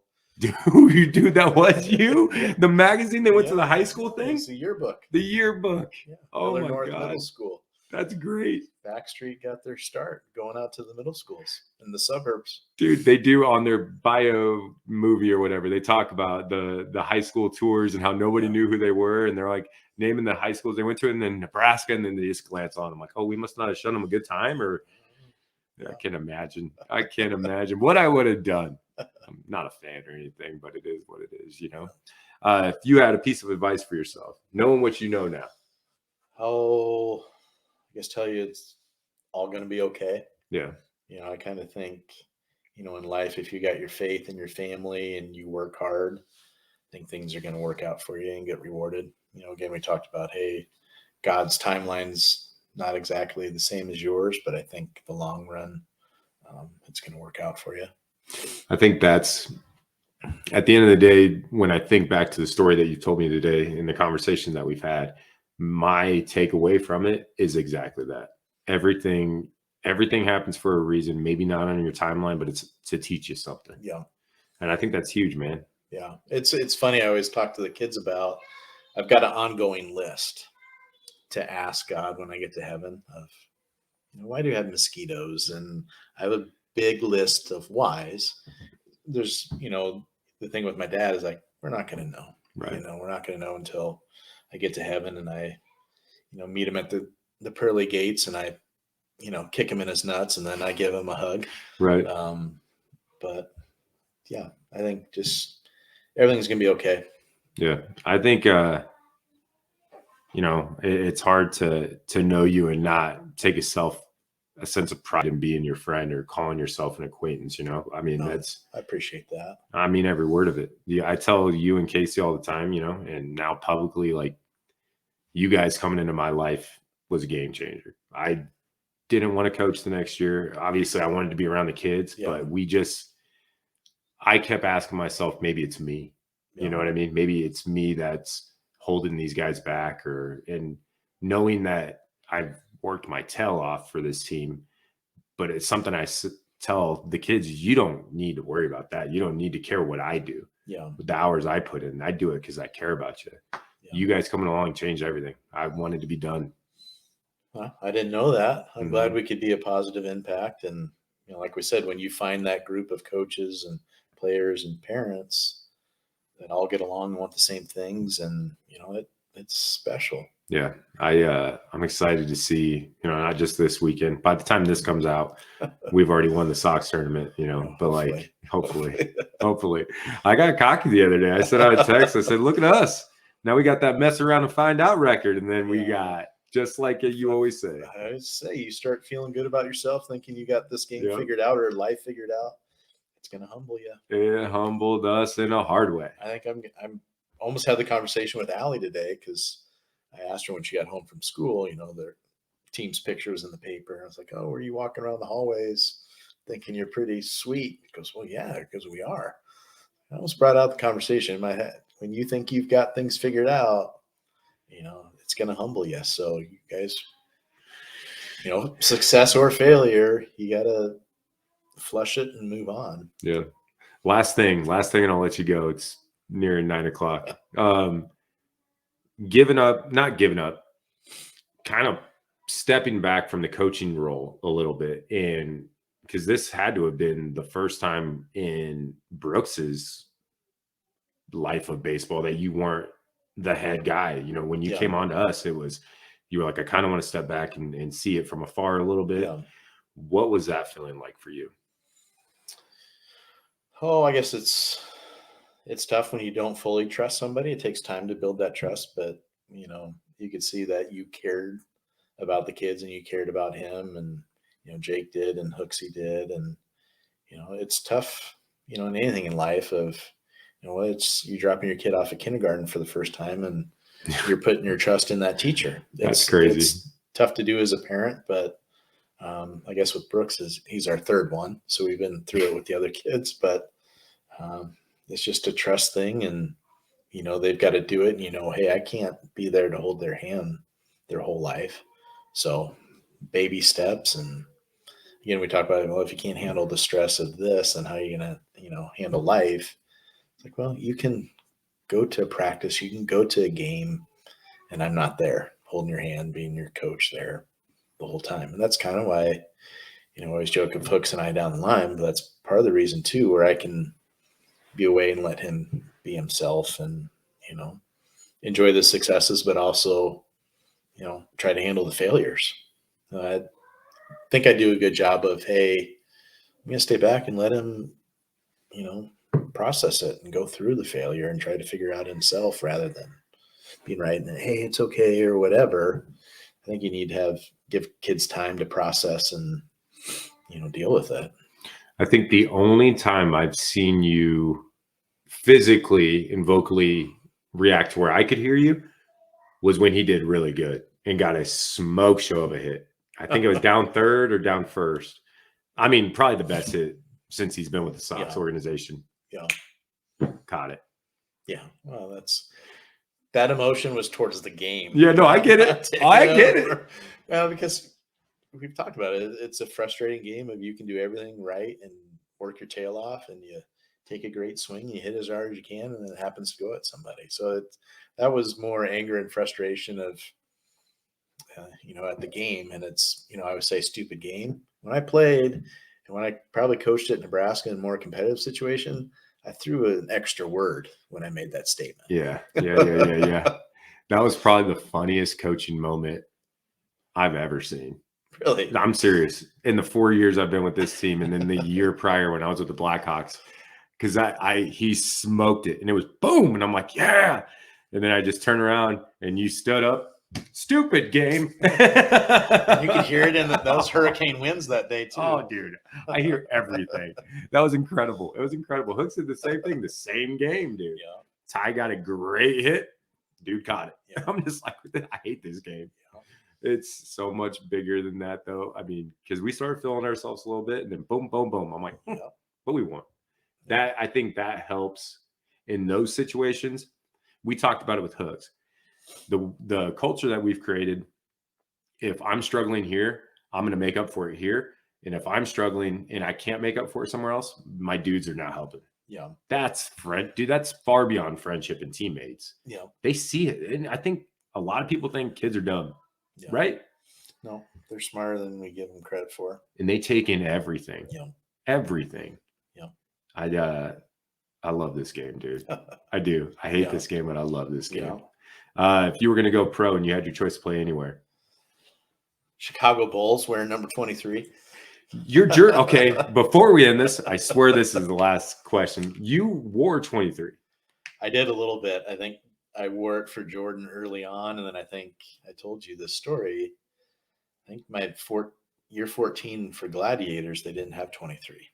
I think they kind of had 2 years, and somebody else had it, and so I just kind of picked 6 randomly. And then my freshman year at Miller North, I think I wore 23. And then I switched to 6. It's funny because, you know, you guys call Brooks 6 all the time. And that's what they called me too. So it's like, you know, that, and it's funny, really, you know, you guys call me V and all that. Nickname is really Vliegs. Really? If I'm with high school buddies or anybody that I played with, they call me Vliegs or Vlieg. Don't let me forget that. Yeah. And it's funny because I found out later that's what they called my dad. No way. And then my older brother, they called him that. My younger brother. And I have to ask Bokowski this, that during Sutton's game, I swear I heard Matt say, "Come on, Vlieg," when Sutton was up to bat. I've got to ask him. Oh my gosh. But yeah, it's funny. The guys in the neighborhood, we hang out every once in a while.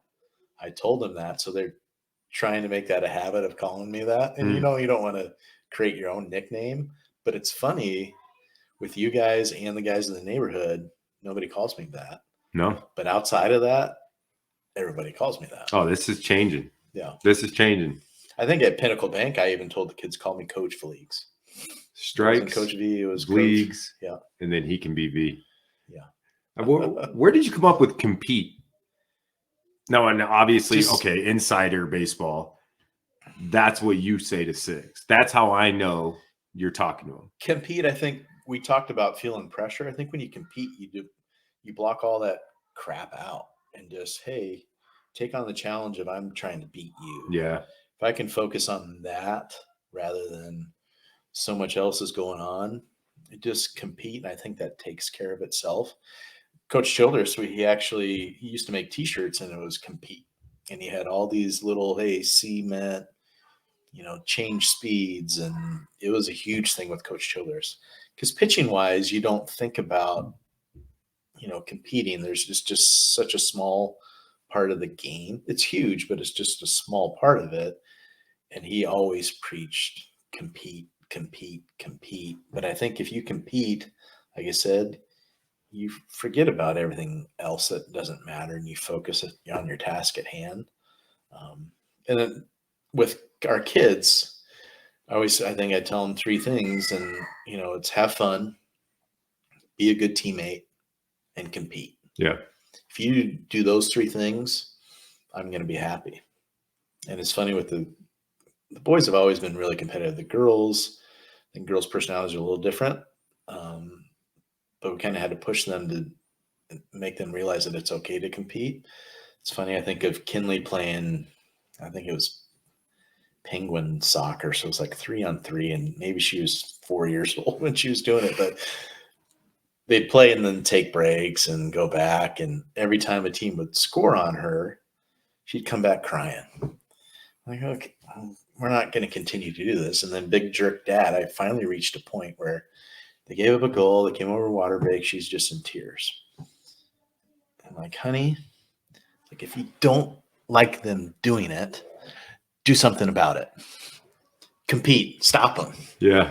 So I think it's important to compete. And, like I said, I'm the biggest sore loser, most competitive, get mad over stupid stuff. And I see it in my kids. But, again, I think it's better if you can have that and pull them back than not having it at all. That's a big coaching style of you, I've noticed. And that's something I've picked up on. Just simply not being satisfied with one. Yeah. Don't be satisfied with a single. Make the coaches pull you back. Yeah. And that's been a game changer. If we can get them with the mindset, I'm scoring on this next hit no matter what. Yeah. And then I'm the one that has to stop you. You can't fail there. Yeah. Because then it's on me. If I stop you, it's on me. But if you stop yourself, that's on you. Yeah. I love that mentality. Yeah. We had a conversation with the Nines, said the same thing, where half of them were doing it and then half of them stop one base at a time. And I always try to preach too. And when at Nebraska, we called them jug runs. Go for the jugular. You have to add on those runs rather than keeping that team, in the game. Go, hey, get the jug runs. You got to get a couple more. And in youth baseball, it's even more. Hey, an 8-run lead's not safe. Nope. You've got to extend it to 12 or whatever it is.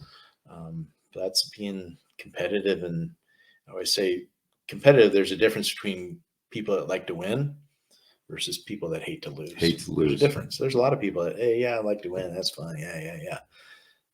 The truly competitive people that hate to lose, where it just, to your core, it just eats you up. Yeah. And you become an idiot when you lose at, Monopoly or whatever, and you throw a fit.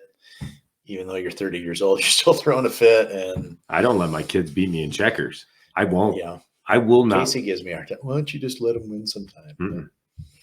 I can't. Gotta learn to lose. I can't. I don't want to lose. That's the big thing is, I don't want to lose, but in the same sense, I don't want them thinking that they're just going to win. Yeah. No, that's trash. It's fighting. I think we put that rule in. It's it's okay to lose, but we put that rule in of, okay, now strikeouts, we're not giving each other fives. No, you're right. It's like, it's a mentality thing of it's not okay. Yeah. I can just say, pat you on the back and say it's okay. Grand scheme thing, is it okay? Yes. But that mentality of competing, that culture of, hey, it's not acceptable. I like that they're getting older now, because it was such kid gloves. And then, all right, we'll pull back a little bit. And then 10s, we weren't successful at 10s. Yeah. So I got angry. We were successful at the end, but like I was visibly like, oh, Last year was tough. This is bothering me now. And then I had parents reaching out like, are you okay? No, I am not okay. I have dumped hours of my life into this, days and weeks and years. And I'm okay with a loss. That's fine, right? It's fine. It's whatever. You're going to lose in life. You're going to lose in baseball. I am not okay with them being okay with the loss. Yeah. Does that make sense? Or does that come off really bad? No, it's okay. They're kids, and I kind of envy some of them of they can flush it and be fine. Done. And I think girls are different that way. It took me a long time with my daughters coaching, and dads, they struggled with it too, where they just lost. They played bad. They lost. They shouldn't have lost. 2 minutes after the game, they're okay. They're laughing and giggling. Right. And I'm over here, and the other dads, we're going to be up all night texting each other what we could do, and we'd be pissed. It took me a long time to accept that. And like I said, I kind of envy that of, I wish it didn't eat at me and make me become an idiot.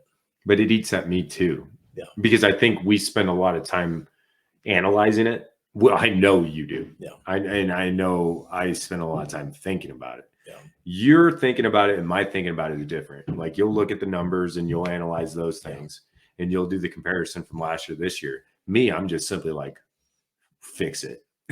Whatever happened, we have to fix it. And you're like, some things are it's just a stupid game. Yeah. But we can fix it, right? Yeah. All right, V. Grayson's upstairs running laps doing baseball, Right. and I'm hoping half of it didn't get caught on the mics. But good news is mics are working. Good. So I appreciate your time. Thank you for being here. Love and it. I appreciate everything you do. Like I said, for Brooks and those kids, it's huge what you do, and hopefully somebody watches this and enjoys it and thinks it's interesting. No, Hooks will be watching. Yeah. All right, there's All right, Doug. that's it. That's it.